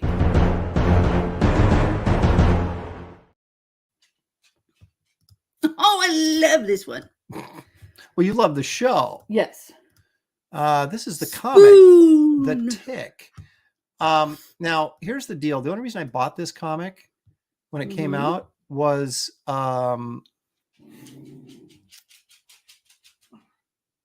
A Oh, dog. Husker. Um, Well, he was mad. He didn't want to eat the food because I didn't put the other stuff in it. Like I didn't do the wet food stuff. And he looked at me like, hello. yeah. I'm sure he. Don't you love me anymore? I'm sure he found his way to eating it. Yes, I told him, there's your dinner. Go get for it. I missed the Turtles. And when the Turtles came out, they were a huge success. The books were worth a fortune, and I had missed out. So I saw this come out, and I go, well, I'm not going to miss the train twice. No way. So I bought the ticket, and I actually read it, and it was really funny. Yeah. And so I became a big Tick fan. And then, of course, the television shows came out, which were really funny. Yep. And the Saturday morning cartoon, which was really funny. Yep. So give Ben Edlund his props. This was a great book. Well, and then even Josh, we'd watch it with Josh, pretending that we were watching it for him. But, you know. That's true. Yeah. Art of Roy, being very critical, says it took him all 10 seconds to draw it. Well, you know, but you measure success by sales numbers. And he did something And you just right. never know. Like, He did that something was right. kind of a simple, you know, drawing or whatever, but it was good. We liked the show a lot. Well, that's the thing. It's kind of like The Simpsons. I used to hate, when it first came out, I would not watch The Simpsons because I thought the animation design sucked. But then it was so funny. It's like, Well, I'm then when watching Josh was it. little, we wouldn't let him watch it because it was so disrespectful. And we were like, SpongeBob was the same way. I go, I hated the design of the characters. I thought the animation was stupid, but then it was so funny. I started watching it. And I was teaching middle school then, and we had this like talent show before a break or whatever. And a bunch of kids came out and did this whole lip sync thing to the theme of SpongeBob. I had no idea what it was. And I was like, what are they doing? I think that was the same one that we did. Teachers did some lip syncing too. But anyway, I was like, what is this from there? Have you never seen it? I'm like, seen what? So yeah. But then we had no clue. Josh was like, I want to watch this show. And I'm like, you're not watching the show. And so I watched it with him once and I said, okay, you can watch this show. It's funny. Yeah. Here we go. Number 1, Shelley. I don't know. This would be, if you think about it, this probably shouldn't be a surprise to anybody, but just pretend it is. But pretend it is. Yep. Of course, The Rocketeer by Dave Stevens, which was first published by Pacific Comics in the mid 80s, I guess. Do we have one? Do I have what? We have a Rocketeer or something. I don't think hanging around, do we? I think it's back. Oh, it's up there on the wall. Yeah, there is. Yeah. One of these days we'll have to do a video of personalized by the Dave. revamped studio. Yeah, I bought that from Dave Stevens. I was sitting next to him at San Diego. Nice. He was a nice, friendly chap, and it was very sad that he passed away so young. But this is a great comic, and obviously made into a really fun movie. And I love that time era. Yeah, what's not to say? What can you say about this book that hasn't already been said, Shelley? I have no idea. Well, there you go. It's great, and so it shouldn't be any surprise that it has great art. It's just a fun, wonderful, nostalgic story. Yeah. And I guess the only complaint I have is wasn't more of it, because when other people do it, it's just not the same. You know. Yep. And there you go. Perfect. Let's kind of check back in there. Evil One says, I remember liking the Rocketeer movie, but never read the books. We should go read the books because they're really, really good. And a great movie that did not get its due. That is true, Paul. In fact, I talked to, is it Billy Campbell, the actor that was the... oh, that sounds right. Yeah, I met him at a con. Paul Ryan was... I was sitting drawing at my table, and Paul Ryan was sitting at another artist alley table, probably 6 or 7 tables down. And Billy Campbell's walking near my table through the middle of the crowd. And I'm not a celebrity guy. I don't like stop celebrities and bug them. But then I saw Paul Ryan running up and grabbing him and apologizing because he had come to his table and he didn't recognize him. And then I'm so sure I said, Linda gave yeah. And so I was like, well, wait a minute. If Paul's in on this, I'm getting in on this. And so then I walked around and whatever and joined the conversation. We chatted with him for a while, and Paul was completely unaware of the other stuff that he was in currently and was saying some things that were sort of embarrassing. And I would go, Paul, but he was really gracious. And, I said, I loved you in The Rocketeer. You're probably sick of hearing that. And he goes, no, I never get sick of hearing that. And I go, good. Cause I loved you in it. Nice. And, what did Paul say? You were the Rocketeer? No, Oh, it no. was some other. We were talking about whatever television show that Billy Campbell was in Oh. at the time. I can't remember now because it was 20 Yeah. some years ago. But Paul was like, or Paul mentioned a television show that he wasn't in. It was another guy that he confused him with, and I was like, Paul, he's not in that show. He's in this show, and then we all kind of laughed, and then Billy Campbell just went and punched, and then ran. So, But no, Paul he knew. didn't do that. Yeah, he knew chi, no tie. Means hand. It What means is it? hand. Yeah. Long stories. Yeah, a lot of them. Long story Yeah. on that one. Anyway, so those are my top 5 indie job. comics from the 80s, Shelley. And it's amazing. I actually knew. Yeah, you knew of those stuff. Yeah. Well, it's funny. It's funny that a lot of those independent comics that period of time sort of made their way to television or movies. We're waiting for our ours. wave of the Yeah. Iron Age comics Well, I to think make it into that movies. as the pendulum swings back, Yes. that there will be a need for legitly entertaining products. As soon as IPs. theater, pardon, not theaters, but studios want to actually make Right. entertaining movies again. Yeah. Speaking of entertainment, Ooh. let's take a look at this. I do a terrible job. Pete Cimetti, who was just on his show last week, was like, He's he was like the telling- coolest kickback dude ever. oh, he's cool. Yeah. And he was like, you guys, no one does a good enough job of like pushing their own Mhm. products, because we feel We like, don't want to. oh, we're annoying people. They don't want to hear about it again. Well, we're annoying people anyway. That's true. And that's what I realized. Especially So me. what's the difference? So anyway, let's take a look at this real quick. Sorry. This is Kit Carter. You will find the link to the description. Let me try that again. You'll find the link to this campaign in the description of this video. And what it allows you to do is go there and back the campaign, because you can't go on to Indiegogo and search it. It won't come up. You can Google it and find it, shockingly. I did that today, and it doesn't. There's no direct that I couldn't find to. Did you type in Indiegogo. Kit Carter, or did you type in Kit Carter Planet Doom? I did Kit Carter Indiegogo, Hmm. and the only thing up there's a. Well, there's see. Backer Kit shows up. And Yeah, you, that's you what can it go was. there. You can also go, believe it or not, Mhm. you can go to kitcarterplanetdoom.com, which I own, and you will go there, and there's a link that you can go and it'll take you to the campaign. When did you do that? Oh, I do things. Apparently. But anyway, let's take a quick look at this campaign. He doesn't tell me anything. We only have a week left, which means I think next Sunday will be the closeout stream for this. So you guys want to get in there and back it. I hope we can do that one. Here we go. Now, Shelley, Kit Carter is an elite ranger in the Galactic Alliance Freedom Force known as GAF. That's a joke. See, GAF is like a guffaw. Yeah. Gotcha. And along with her partner, Merv the Astro Chimp. Good-looking dude. Yeah. Also, Phil Diaz, some people say might look a little bit like that. She polices the galaxy, bringing the most dangerous villains and tyrants to justice. Seems like a worthwhile cause, right? Yeah. Now, Lord Menace sounds like it might be trouble. Might be trouble. Is the tyrant king of a dying monster-infested planet codenamed Planet Doom. In a dangerous and desperate move, he acquires the Eye of Almanon. Oh, this is a dangerous move. Oh, and he employs its unmatched power to rejuvenate his dying planet, because it is dying, and creates forces to conquer the galaxy. Now, Kit and Merv are dispatched to stop him, but is this the one adversary that even they can't handle?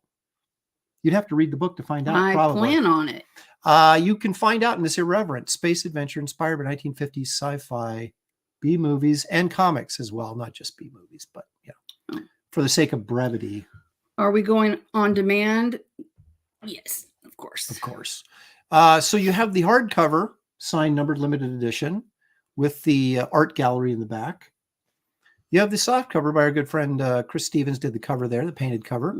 And so if you don't want to spend the extra on the hardcover, you can get the soft cover. It's very nice, very presentable, that you would put out on your, on display perhaps in your study or your reading room, if you have such a thing. There's the first page. That's the Molten Menace, who we all like to say his name. And there's double page spreads. Those are pages 1, 2, and 3. So the book starts with Kit dealing with the Molten Menace. Nothing but action, man. Which we set up in the backup story in Blood Hunters, which people are getting right now. Brilliant. So you can read the story in Blood Hunters, and it kind of takes you right into the graphic novel.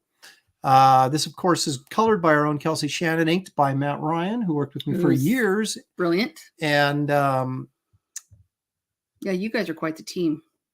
here's a little piece by Gary Martin that'll be in the pinup gallery. And did his book just close too? Is that right? It's still on demand, I think. He's finishing up a couple of so pictures. Yeah, you guys get out there and back that one. I did. That's on Fund My Comic. Yes, I did.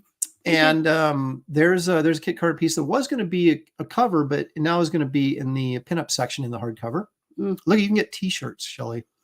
I like the black teal. and teal. Yep.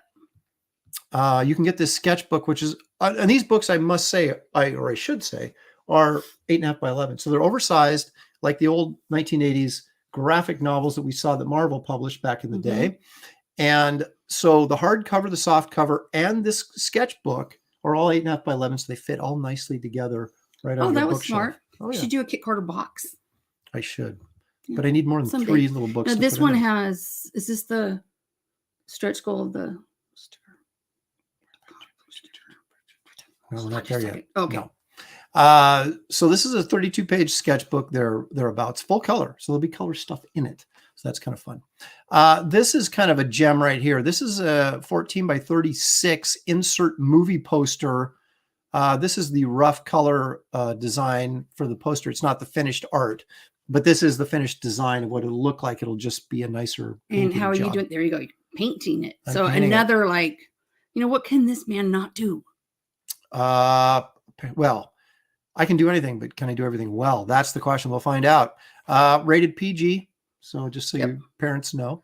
And we did that really because we like movie posters. He collects them, and our downstairs family room is movie memorabilia and movie posters all over. And so now we'll have this fake Kit Carter movie poster up. Yep. Very excited about that. You have your Jaws posters in there too that you did downstairs.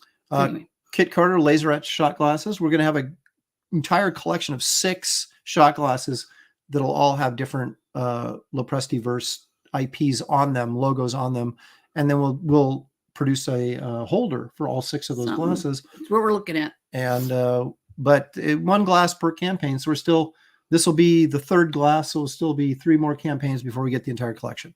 But anyway, you can back that as well. Stretch goals, Shelley was pointing out, we already have cards by David Williams, and we also have a card by me coming up at 80,000, which I know we'll hit here soon.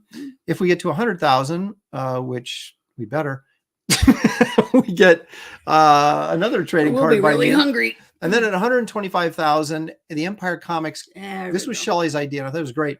It's a sticker that goes on the front of a comic book box that says Empire Comics on it, and have like little character drawings and stuff on it from Empire Comics. So it'll be a really cool little specialized thing you can. Yeah, so you just have your special box just for your low prestige Empire Comics stuff. Yes.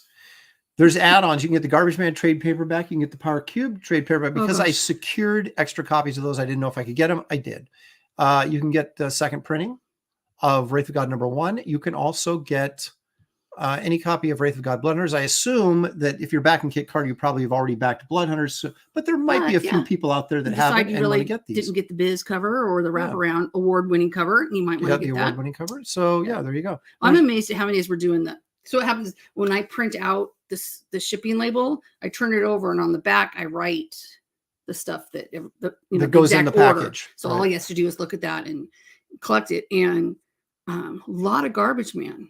Yeah, people. As I write, G-Man. It's a good series. People missed it. Quite a few Power Cube too. I was not surprised, but just like, oh, that's nice. Yeah. So you want to get all that stuff in there. The Power Cube kind of operates outside of the rest of the Loprestiverse, but it still connects or can connect. And people ask for it. This wasn't like in the plan per se, but who was the one that was really GJ Martinez? Maybe. No, he likes Eon Chance. Yeah. Anyway, a lot of people were asking, are you going to do a Kit Carter? So there you have it. And and I had another thought, but it escaped me. So sorry. No, it's all right.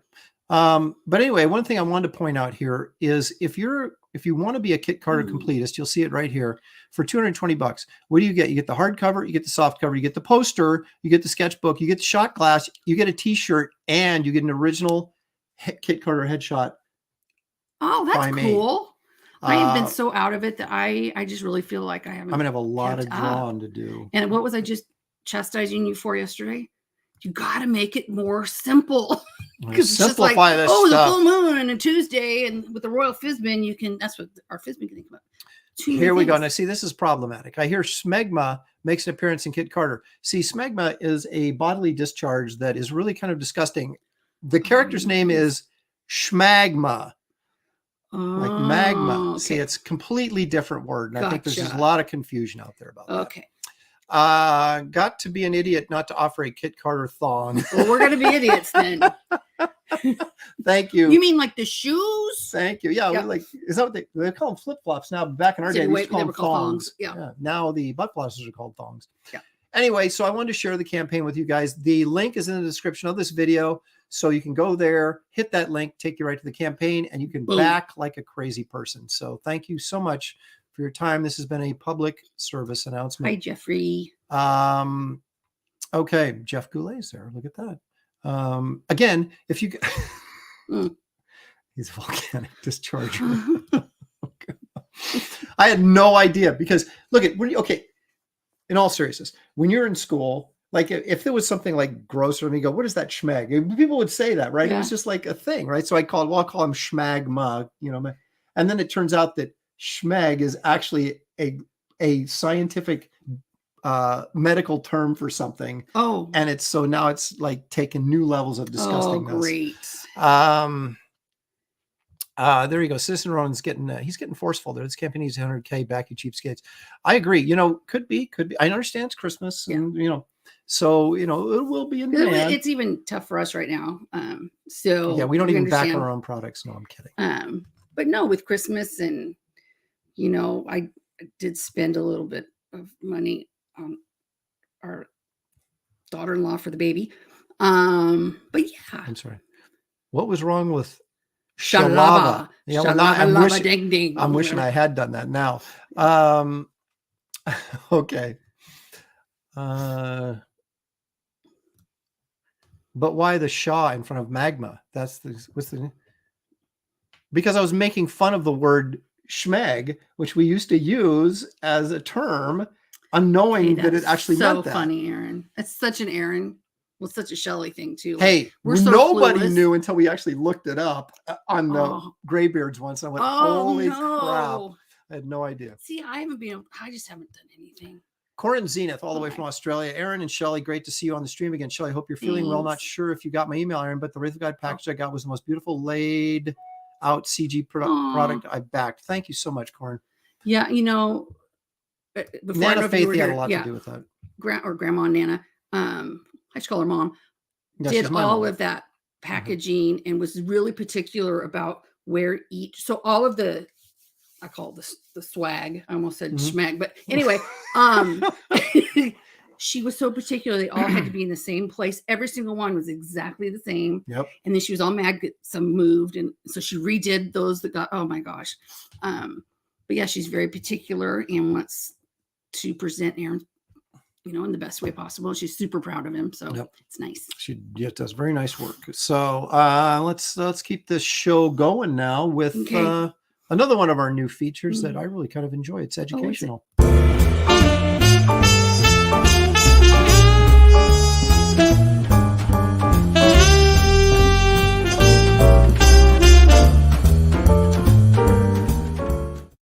Poster guy. Oh, we're gonna take a look at I didn't even know you were doing this. Well, it's been a while since you've been on the show. It has been. I mean, I don't know. Time has just been a blur. Some of you probably, yes. If you don't know his work or you don't know his name, I'm sure you know his work. Here we go. Richard Amsel he's passed away in 1985 at a young age of 38 due to AIDS, unfortunately. And but he was he started working as early as 21 years old in 1968. And if you look at his work, you can see that Drew Struzan, a great movie poster Yes. artist, drew a lot of inspiration from Richard Amsel. I just love the texture in it. The technique he used on most of these movie posters, not all, but most, is that he would lay down gouache, which is an opaque watercolor, and then he would color pencil over the top of that. And then he would go in and touch up with paint here and there. Then he would color pencil over the top of it. And that was, so you can see there's a lot of colored pencil texture in there. All of this is colored pencil. Okay. All you can clearly see, this is all pencil drawing over basically gouache, is my understanding. Do we have that one? No, it's too expensive. Oh, I was gonna say I wouldn't mind that one. Little Harrison Ford in the family room. I mean, the young Harrison Ford. We have like we have the 3 or other 4 one of them, but we have the other Harrison Ford one where he did. We'll have to do a video on that or something one day. Because Harrison Ford did, or pardon me, Richard Amsel did when they re-released Raiders. I have the insert movie poster of it where he's holding the whip back like this and his shirt's kind of open. That's Richard Amsel as well. We do have this poster, however.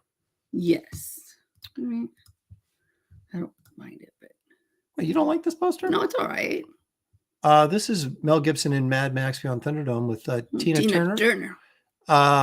Again, same technique. You can see the colored pencil in here. Well, it gets a little softer, but you can see the colored pencil. This is all like so texturized. I really like it. It's a great technique to use. And it's one I used as a kid, not knowing any better, that I watercolored. And then I thought, well, what would happen if I used colored pencil over the top of it? And it looked actually pretty cool. And you find out it's, I wasn't the one who invented it. You should, gosh darn it, experiment with it on Kit Carter. I could do that. Yeah.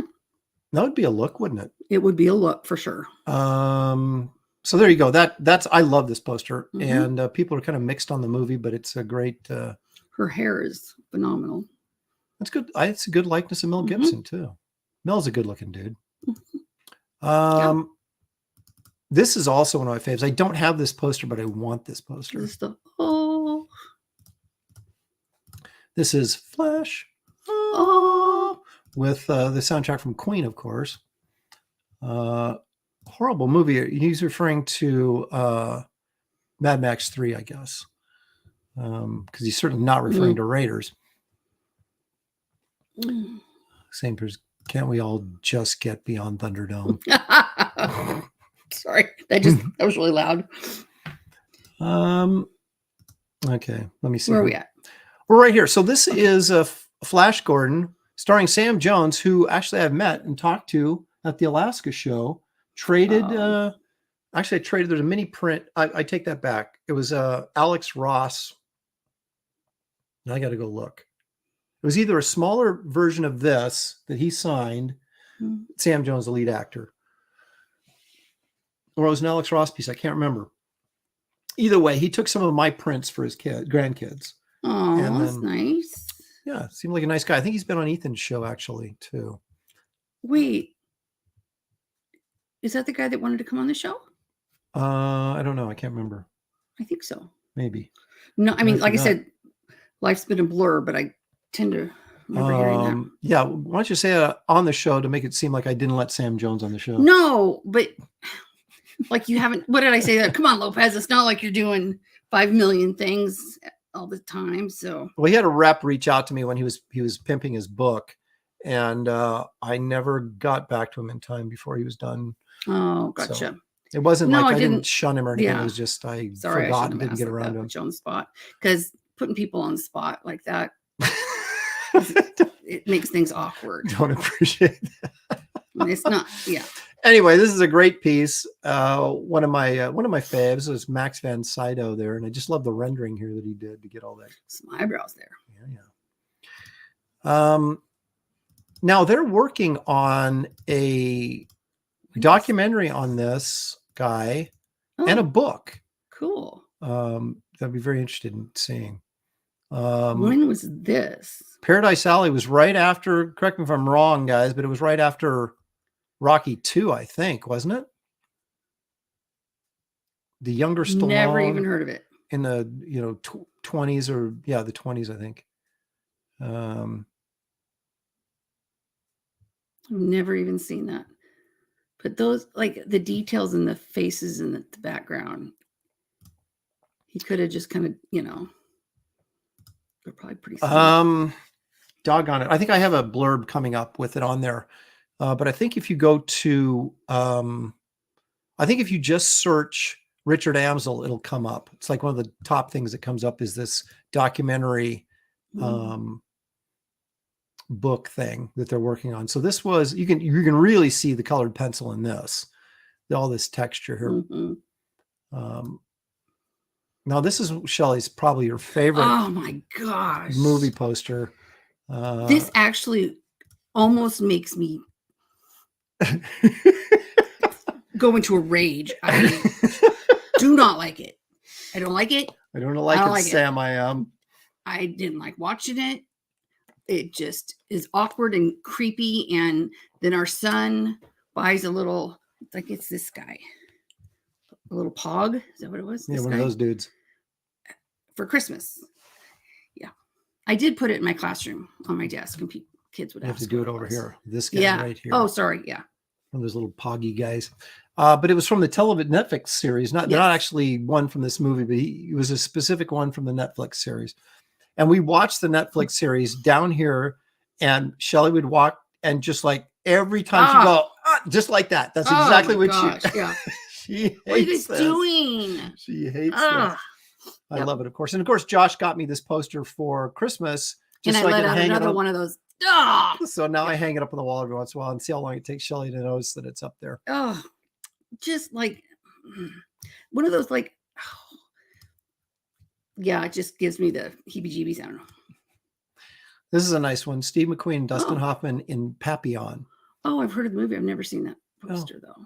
I actually, again, you got your gouache, watercolorish, and then colored pencil over the top. Try that. You would be so good at this. I might. I've done it before on sketches and stuff. I've got a nice Kurt Russell from Big Trouble in Little China that I did that way. I did actually a Raiders or Indiana Jones in my book with that sort of technique. So maybe I will. I kind of like it. It's a nice looking technique. Of course, I wouldn't do it as well, and then I would, have to kind of put my own spin on it. Just try again. Now this is a movie poster I've almost got multiple times. It's super cheap, but I always felt like, well, no one would appreciate it because no one's really has heard of this movie. But it's Art Carney as a private detective at the sort of end of his career, obviously. Robert Benton wrote it, and produced by Altman. I don't know if did Altman directed. No, Robert Benton did. Benton's very talented. So, but I don't know. I like the simplicity of it, and yet how well it's drawn. And again, you can see the colored pencil work over the top of the paint in this. And again, great likenesses of Lily Tomlin and Art Carney here. And so here's the promo piece. There you go.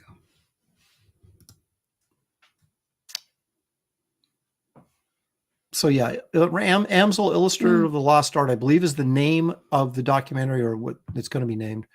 And it's going to be a book that comes out as well. He did a ton of TV guide covers as well. This piece right here, this Julie Garland piece, I saw in person. They had an art show when I was down at film school of his work, because he might have just passed away, because I went down there in 85, so he would have just died. So they probably were doing a retrospective of his career. And I saw the original of this. It was just fantastic. All these different movie posters. He did The Sting, which is interesting because it's not with the colored pencil technique. It's made to look like a Leyendecker painting, and it really does. He emulated Leyendecker, and it's painted all the way. So this guy was not just a colored pencil artist. He was a painter as well. Yeah. So anyway, there's a little thing on Richard Amsel. So I would.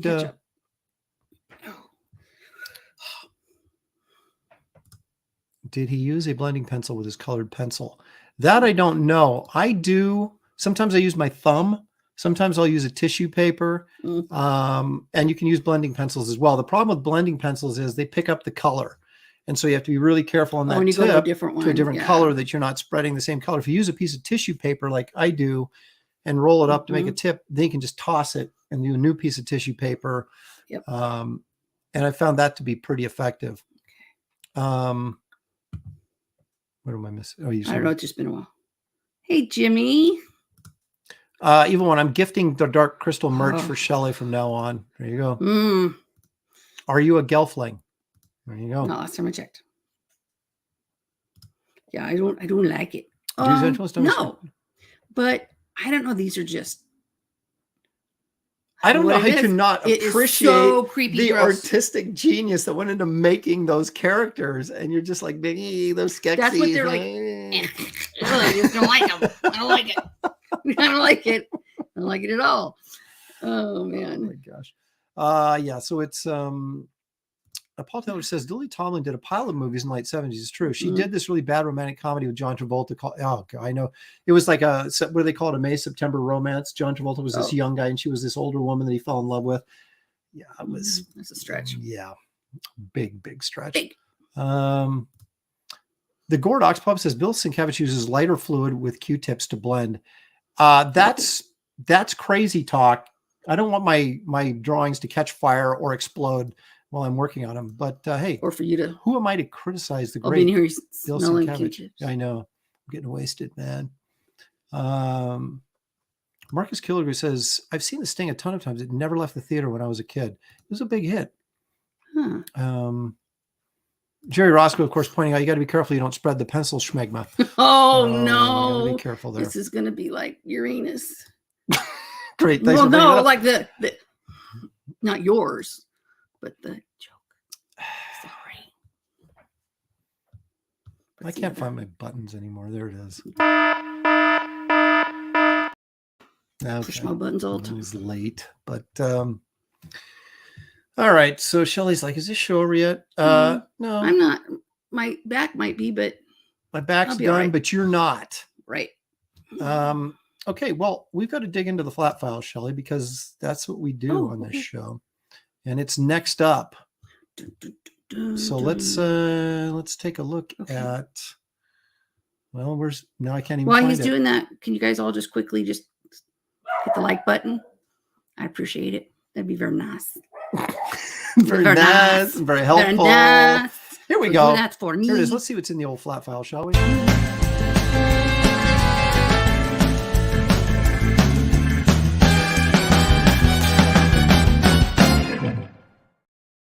That's a picture of me. And that's a picture of me. She's like, we're back already. Oh.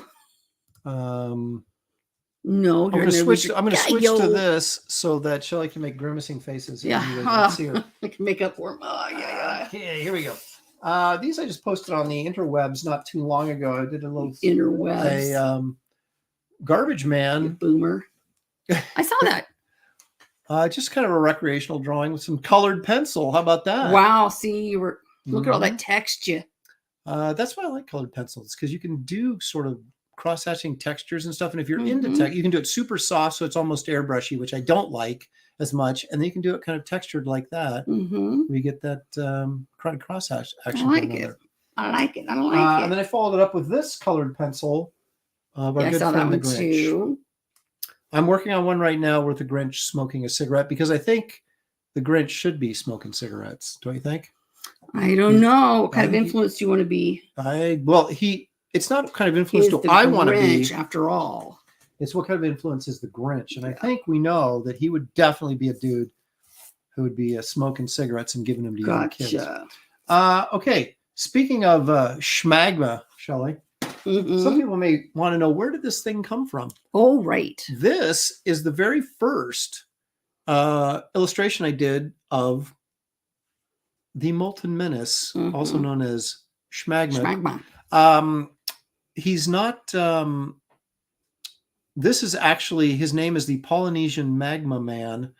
In my book, Fantastical Creatures, How to Hunt Them Down and Draw Them Where They Live. Yes. And this is a watercolor painting And this is the very first appearance of the character. I'm not in love with this drawing. It could have been better, but I wanted to show it anyway since it was the first of this character. Hey, Brohawk's in the house. David Williams. How about that? Now here's one of my faves from the book. This is I'm going to show you a few paintings from the Fantastical Creatures book.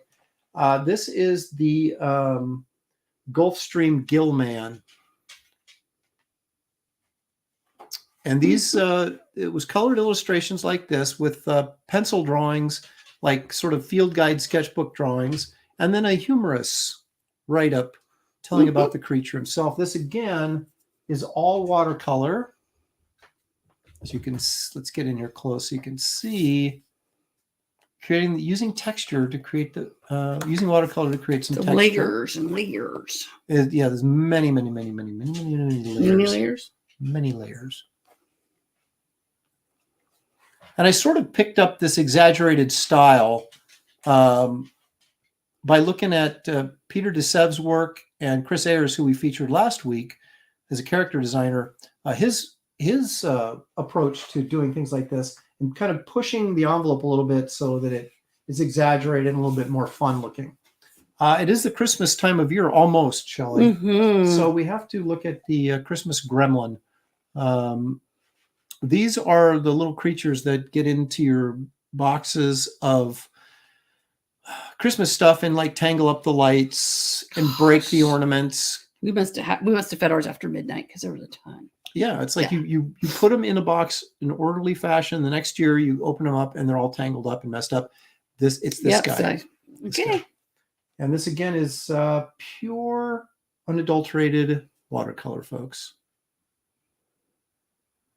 And with an outline of colored pencil. I will say all of these were outlined with colored pencil, but I didn't do any texture to colored pencils on these. Because I wanted to say I can paint. Now, again, this was me after Thanksgiving. That's the pastry elf. Gotcha. And here he is enjoying some cherry pie, which I did as well. Oh, yeah. And did not look too dissimilar to this, except I didn't have the hair. Or the ears. But the gut. Although you do have some. So you could have put them on. That's right. I do have fake elf ears, don't I? Or vampire ears, I guess. So this book is full of watercolor paintings like this and a couple of oil paintings, too, that were marginally successful. But a lot of fun. And that book, of course, once again, is called Fantastical Creatures, How to Hunt Them Down and Draw Them Where They Live. It's out of print. Good luck finding a copy. It was a horrible seller, so there's not a lot of copies floating around out there. Well, they did a terrible job marketing it. Terrible job marketing. Terrible, I tell you, terrible. But maybe next week we will view some more of those because I have quite a bit, a whole book full, some people could say. There you have it. All right. It's time, Shelley, now to take a little jaunt down memory lane. Oh. Is it my favorite? It's Precious Moments. Oh, that's my favorite.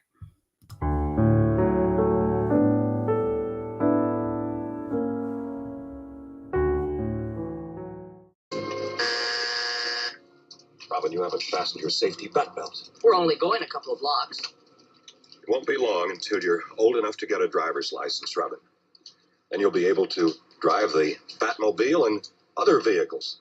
Remember, motorist safety. Gosh, Batman, when you put it that way.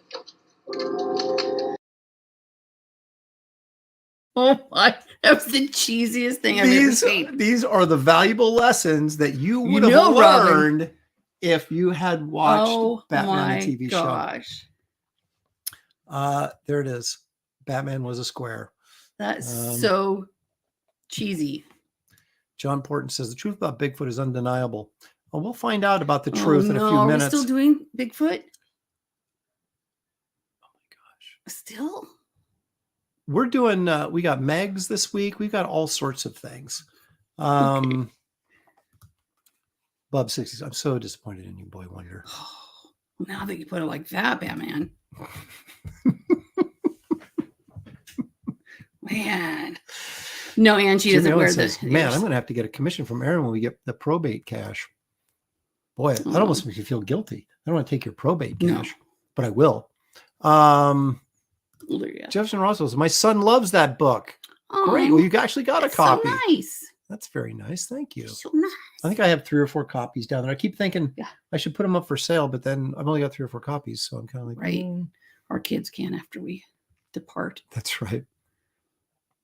John Porton says Bigfoot never goes away. He's just difficult to find, like a wild Kelsey. Kelsey in the wild. If only Adam West and William Shatner met in front of a camera. They did. Really? They did. I am disappointed, some person. If you will look up on YouTube, Mm-hmm. I have something in my eye. It's bugging me. the Alexander the Great With my finger. there was a pilot movie shot for Alexander the Great. It was going to be a TV series, but they had to do the pilot to see if they could sell it. And it stars our good friend William Shatner as Alexander the Great. And his best buddy, of course, is Batman's Adam West. So if you want to see both of them together, go check out on YouTube Alexander the Great. We might have to check it out. TV movie. Maybe we'll have to watch it with everybody. It was shot in, I think, 60. Well, we can't because we'd get struck. It's still copyrighted.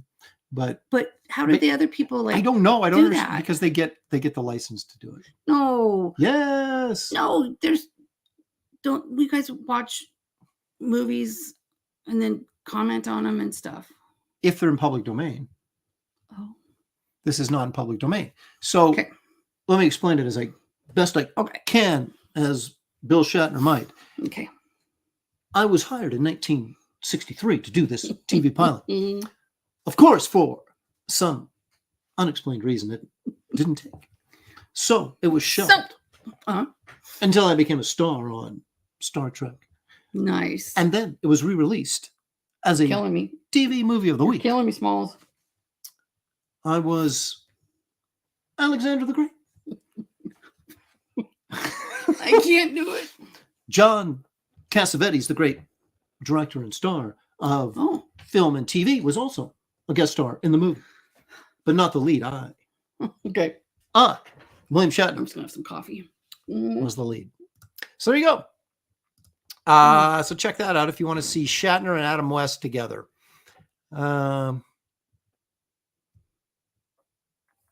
Here we go. Gray Fox says it was 1962 or 63. So it was a long time ago. Senator Ronan says that's illogical, Captain. All right. Shelley, this has been a fun show. You've made it all the way through. I probably should reward that by ending the show soon. But of course, now people have been not demanding, but suggesting that maybe we leave the Bigfoot theme behind and saying do something else.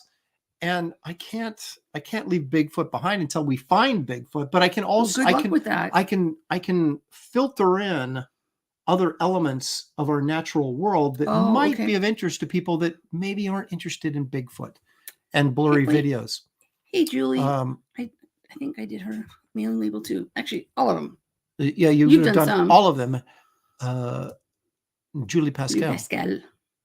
Pascaline. There's Malin. That's probably a response to my Shatner impersonation. I don't know. He doesn't know what to say. He's speechless. Pastmaster Dan says the worst part of the show is the best part of the show, the ending. It was the best of times. It was the worst of times. Message, Spock. And of course, it's from Star Trek II, The Wrath of Khan. Okay. The Wrath of Khan of Boobaloo. Let's quit fooling around, Shelley, and let's find out what lurks in the seas and the forests of our world.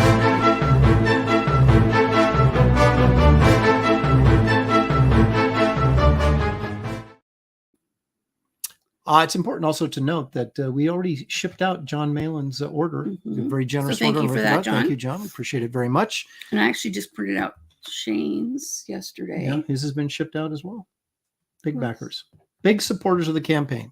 I had one today, and I can't remember the name. It took 4 Shipping labels. Yeah, who's So the? it's 4 boxes. I can't remember the guy's name. He did. Yeah, I did another one. It was 4 boxes. I was like, dude, thank you. Like, wow. Yeah. So Just want anyway, to make sure that they're all packaged appropriately and safely so that you guys get them. Shelley, have you ever been? What do they call it when you're out on a surfboard, but you have a sail? What's that called? Parasailing? Windsurfing. Thank you. Have you ever been windsurfing? Yes. Have you? Yes. Okay. In Hawaii. When you were windsurfing, did anything like this ever happen to you? No, thank You're you. just out there, do. Oh, whale! That'll leave a mark. Wow. Wow. Huh? Wow. Boing. What are the odds of that? No, I went windsurfing in Hawaii. Actually, they were filming a commercial for the place where they rent them out, and so they used us in the. Oh, you were in the commercial. Did you fall over or anything? You embarrassed yourself? First it was like for lessons, and then they, we started, and then after a while, we really went out far, and they had to come out and get us. Yeah, it was scary. Did you actually see sharks? Yeah, because my parents could see them. Where was this at? Hawaii? On Maui, almost right where like the fires were. Wait a minute, you went on in the ocean in Hawaii where there's known to be sharks. See, before I was smart. And actually, it was early college stuff. So we were, yeah. So they came out and got you in a boat. And, yeah. Because the sharks were going to eat you. And yeah, we got kind of stuck way out there. Well, because you don't really notice, and all of a sudden you look up, you're out there, and all of a sudden you look back and you're like, the beach is way out there. Oh, way out. Wow. Was it 4? It's just way out. All right. Oh. Now here's a lesson on why we don't pretend that wild animals are our friends. Right. Let's have you for lunch. Let's watch this. No, watch this. So this guy comes up. Look at him. He pats the alligator. Yeah, it's my good old buddy, like my dog, right? Yeah. And then the other alligator's like, "Hey, that guy looks like maybe I want some snackage." Okay, right. So he gets him. But look at this. Oh, baby. That's when the dog bites back. Okay, so I don't have the sound on. Was it team tag teaming? Yes. Yeah. So this guy, look at. Hey, buddy, how's it going today? We're friends. No, you're not. Smile for the crowd. That alligator wants to eat him so bad. And his friend is like, yeah, oh. And then gets his arm, but lets him go. Thankfully, we could have ripped his arm off. Wow. That's why they get paid the big bucks, I guess, to entertain us folks that go and see. Yeah. So, wow. In slow mo. See, it's got his hand. Boom. Yep. Wow. Think about on all the people watching how traumatized. No, there was babies crying and stuff in the background of this. It was, yeah. So, folks, and remember that story about the dude who lived with the bears and the bears finally ate him? Yeah. Okay. These animals are not our friends. I don't care what PETA tells you. Don't try to be friends with crocodiles because they will eat you. All right. Okay. Now here's some weird occurrence in the water. I have seen this. This is like, oh, hey, Matt, it's here. There you go. Rip Steve Irwin for $2. Yeah, that's really sad. Yeah, he actually got it from a stingray, right in the Citizen chest. Ronan, lives in Florida. We did. Yeah, we did too for 3 years. Kind of feel like we should go back. That's kind of overstating the obvious, right there. As soon as they tried to get copyrights for a monkey, some photographer took a picture of a monkey out in the jungle and they tried to sue on the monkey's behalf for the copyright of the picture. No. That's when I said, yeah. Wow. Well, actually, it was probably way before that I thought PETA was a bunch of tricks. John Malin's correct. The croc saved his friend. And said that's all he was doing, Yeah. Wow. Oh, Matt Barr just pulling no punches. Dude was a fool. Got him and himself killed. He's talking, of course, I think about the crocodile hunter. Well, yeah, I mean, you flirt with disaster at some point. You're going to regress to the mean, and it's going to happen. It's going to catch up with you.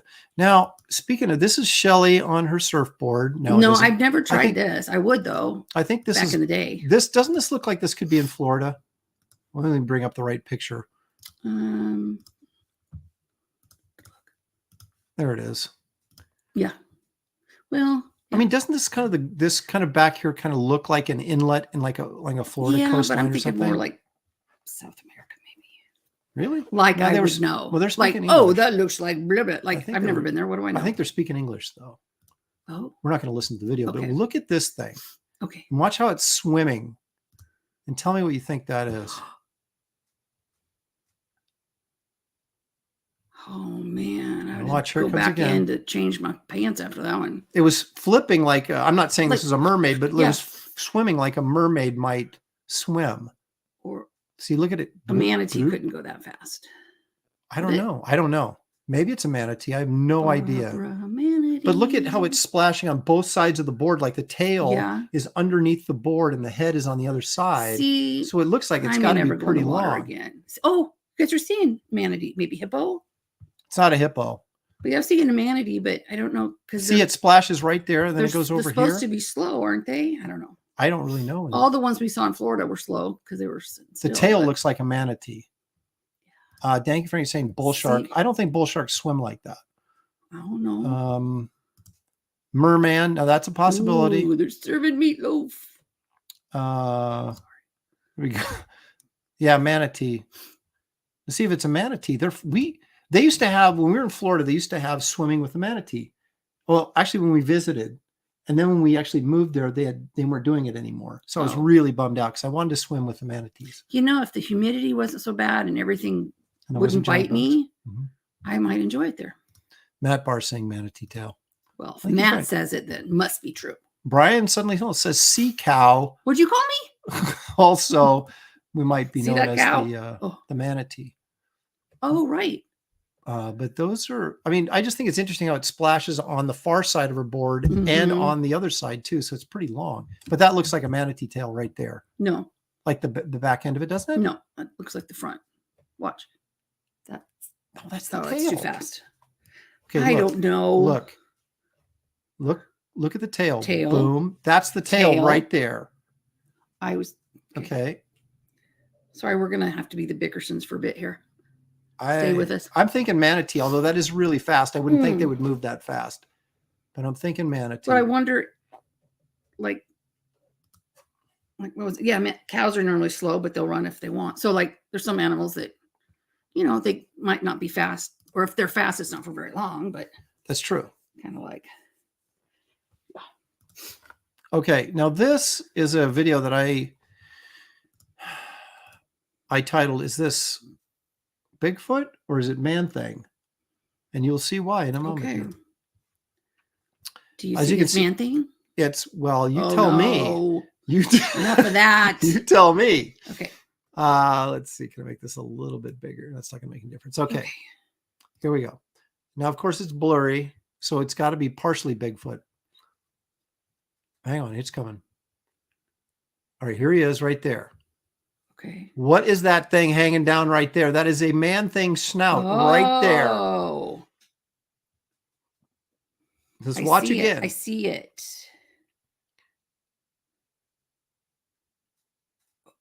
It's coming back. Okay.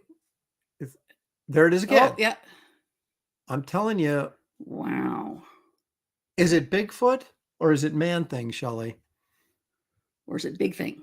I don't know. It's man big man. Look at that. Look at that. Yeah. How is that Great not stuff. man thing? Isn't his name Steve? Is that what? Steve. What was it in the movie? The movie Good we old- saw. Good old Steve, the man. You talking about the Werewolf by Night thing that had the Yeah, man thing yeah. guest starring in it? Yeah. Oh, I can't remember what he. Oh no, Ted. Ted? Ted Salas is the man thing. Is the guy who became the man thing. Okay. I don't know. The Is it- weird things that just pop into my head, Is it? especially on pain pills. Wait a minute. Is it? Let's see. We still talking about the fish here, saying Yeah. that was a flat fish, which I don't even. You know, somebody's like who's the guy that would go out for like the Aqualad? river monsters guy? Yeah, he would. He probably searched for him and hunted them. Let's see Oh, here. Brian says there's two manatees. Well, Oh, make that would some explain it. There are two sense. manatees in the video. So there's one on one side and then one on the other. Brian Brian's so he's a smart. thinker. Brian's a Yeah. thinker. He repairs heavy machinery, so he's got to be a thinker. Wow. Tech Zombie says Flipper. Now, you remember that television show? Yeah. Okay. There's no dorsal fin on a manatee. That is correct. Because they're like sea lions, kind of, sort of. Okay, some person says that's a hippie. I think it's a beard. I think you're a guy in a ghillie suit, but with a man thing nose. Let's see this. Julie Pascal says manatees swim up to 20 miles per hour in short bursts, but they usually only swim about 3 to 5 miles per hour. Manatees are capable of living long lives. Julie is our manatee expert. She put it in quotes, so you know she was. She read it something, someplace. right? Okay. But she's still so smart. Snuffleupagus. Aaron, is that you? John Mellon, of course, saying it's Lizzo. Could be. That's very possible. Although I don't think she can move that fast. That bar, two-legged Snuffleupagus. Two-legged Snuffleupagus. It does kind of look like that, doesn't it? Snuffleupagus. What? I don't know. Bigfoot with a long beard. That looks like a trunk to me. That does not look like a beard. It does look like a trunk. This is obviously Dunringo. This is obviously a land manatee. Let's see here. Let's see. Steve was the name of the hedge in the hedge. Thank you. The hedge. More info needed. Untamed fifth graybeard. Too thin for Lizzo. That snout is the hood of a ghillie suit. Now, Brian looks like a guy who would know this stuff, like a bit of an outdoorsman. Because it's a ghillie suit doesn't mean they have to wear it like it's meant to be worn. No, this is obviously like, I mean, whoever's in this suit is way too small to be a Bigfoot, but it's a medium size. It's more of a small foot. There's medium sized.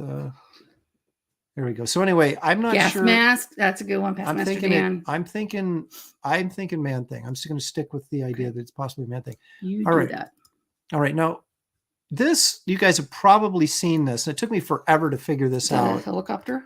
The helicopter shot in Brazil where they're rescuing these guys and they swear that a megalodon swam underneath the guy. Mm-hmm. So we'll watch and see if we actually can see that or not. Do it now. She's on the edge of her seat. Okay. So here we go. Yeah, we're going. Okay.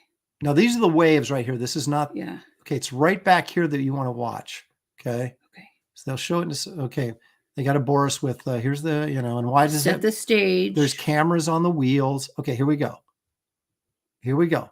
There it is right there. Supposedly that dark, see it moving right there? Yeah, but. So they're saying that it's definitely some sort of fish. Could it be a whale? But then they say, well, there's no whales in these parts of the ocean. Like they know. Well, and does the whale know he's not supposed to be there? Right. See, look at. Yeah. Okay. I get it now. So there's definitely something there, unless it's complete light trick. But could that be a dorsal fin here or right? Be anything it wants. Brooch, pterodactyl, whatever.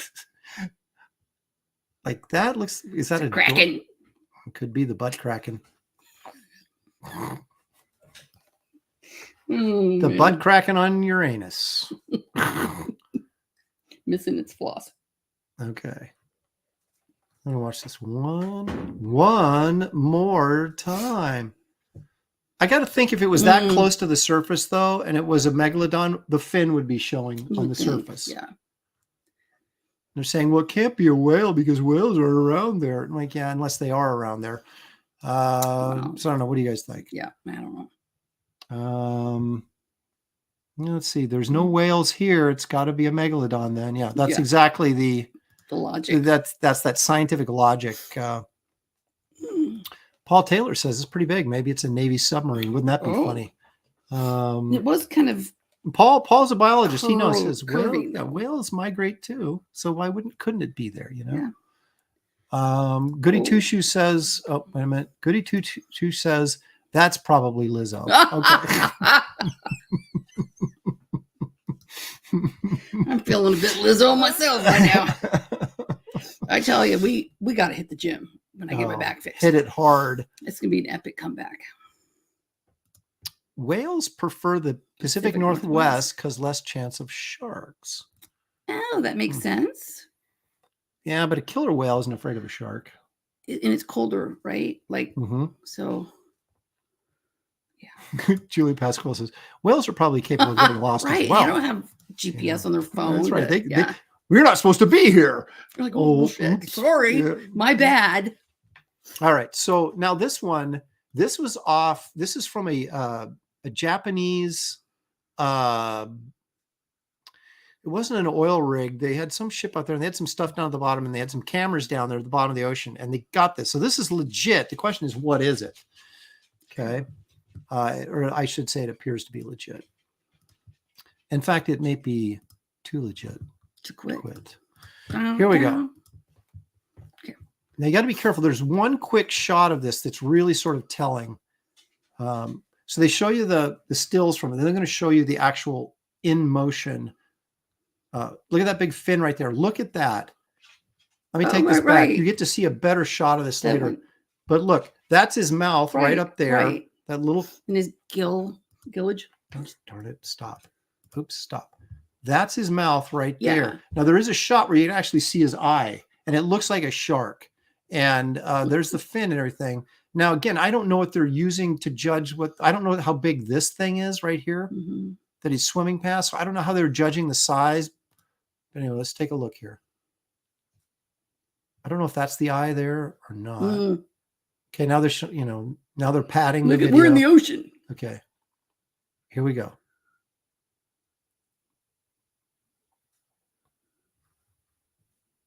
Okay. Little hitchhiker. Here it comes. Right. Where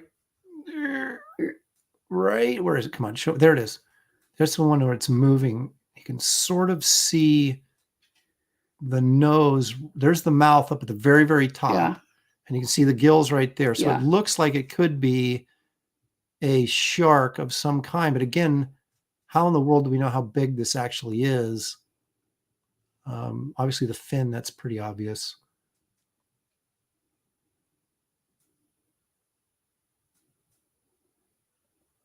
And then she's pretty happy about it because that's another video. But again, I like the nose. Where can we see the nose again?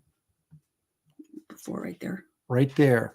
Now there's a shot, and I don't know why it's not showing, but you can actually, in the shot, you can see his eye right there. So it really looks like a shark head. But again, I don't know how they're judging the size of it. And blubber. Blubber. Now they're saying whale shark. Well, whale shark would have a flatter head though, wouldn't it? That looks like a pointy. This looks like a pointy kind of like great white sort of thing going on here. But again, it's not a great angle. That's the thing. How big is the cage he bumped? That is the question that is not answered. Well, there's a question about switching is a Megalodon. Their order. You can refund and then reorder. Are we talking about Kit Carter? Yeah. Yes. Just you can refund your order and then reorder is the easiest way to do that. Or cancel your order and then that'll give you a refund and then you can reorder. Iodine 74 says that is not a whale shark.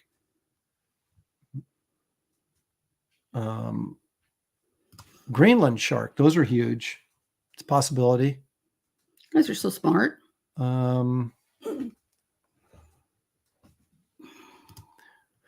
That's what I know. Is it I don't know. Is it a cage or a trap? I don't think it's a shark cage. I'm not sure what they were doing down at the bottom. They always, on these videos, they always give you just enough information so that you can question what you're seeing as opposed to giving you the whole story, which would you go, well, then obviously it's a whatever. Damn it, Jim. I'm not a shark biologist. Come on, Paul. Where are you? Paul, are you still here? Yeah. Whale sharks don't have teeth, so unless it smacks you, don't worry. Smacks you to death. I hate that sound. I know you do. It's one of the many sounds. I really don't eat. Don't eat around Shelly. And especially if you have something crunchy. I can't. I don't know why. Bugs crap out of me. He says, "Now that's a Bigfoot." Blubber. Blubber. That's a guy in a whale suit. Now, Look at Amanda jumping in here. Greenland or 6 gill? Ooh, Is there 6 Amanda. gills? 1, 2, 3, 4, 5. 1, 2. Maybe that's one there. I don't know. Could be. Matt Barr says 6-gilled shark. I don't know how big are those. It does look like a shark though, but just So, how Ange, big did it you is. get the blubber from Jim Gaffigan? Because that's what he said. If blubber had a sound, that's what it would sound like. Blub. Maddie Dubs is saying it's definitely a Greenland shark. Well, there you have All it. right. Zoology is fun, Matt. Yeah. Wait a minute. Can we? Let me look up Greenland shark real quick. Okay, you do that. And let's just see what we've got here. Oh boy, that could be. Oh, I'm trying to This find a one good. looks kind of. That I'll bet money that's exactly what that is. Look at that. That looks just like the. Look at the mouth on that thing. Yeah, I'll share it in a very second. attractive. Is it? Oh, it's huge. Jeez. All right. So check this out. I think we That'll have our keep you up answer at here, night. folks. I think we have our answer. Misophonia, yeah. I am so bad. Shelley's about had it. How can you tell? Oh, just trying to get comfortable. All right. That looks exactly like the mouth that we saw in the video. That and that eye, eye, it that looks like big it's about to eye. fall out. This is exactly what we just saw. I bet money on it. 1, 2, 3, 4, 5 gills, maybe 6. Yep. So I think we've solved the mystery, folks. It's not a megalodon after all. It's a Greenland shark. Matty Dubs gets extra credit for his homework. Ange, is it your birthday? Friends forgot my birthday. Everybody wish What? Angela Curry What? a happy birthday.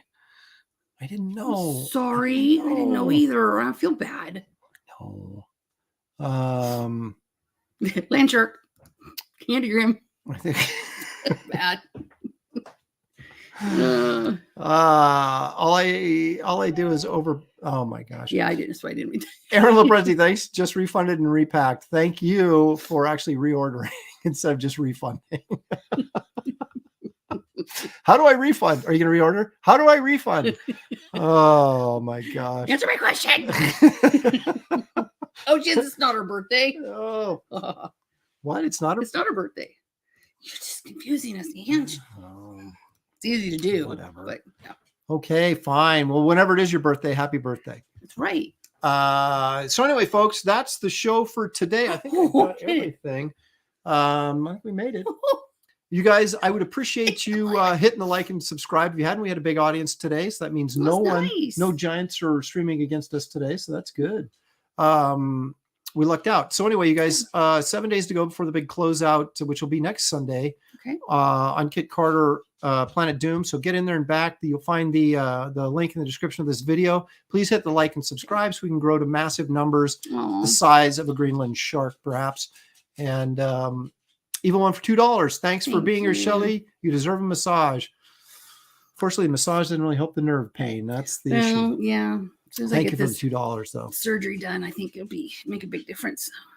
There if it I ever is. get on the schedule. See, John held off streaming just for me, and I thank you, That's John. very It's thoughtful.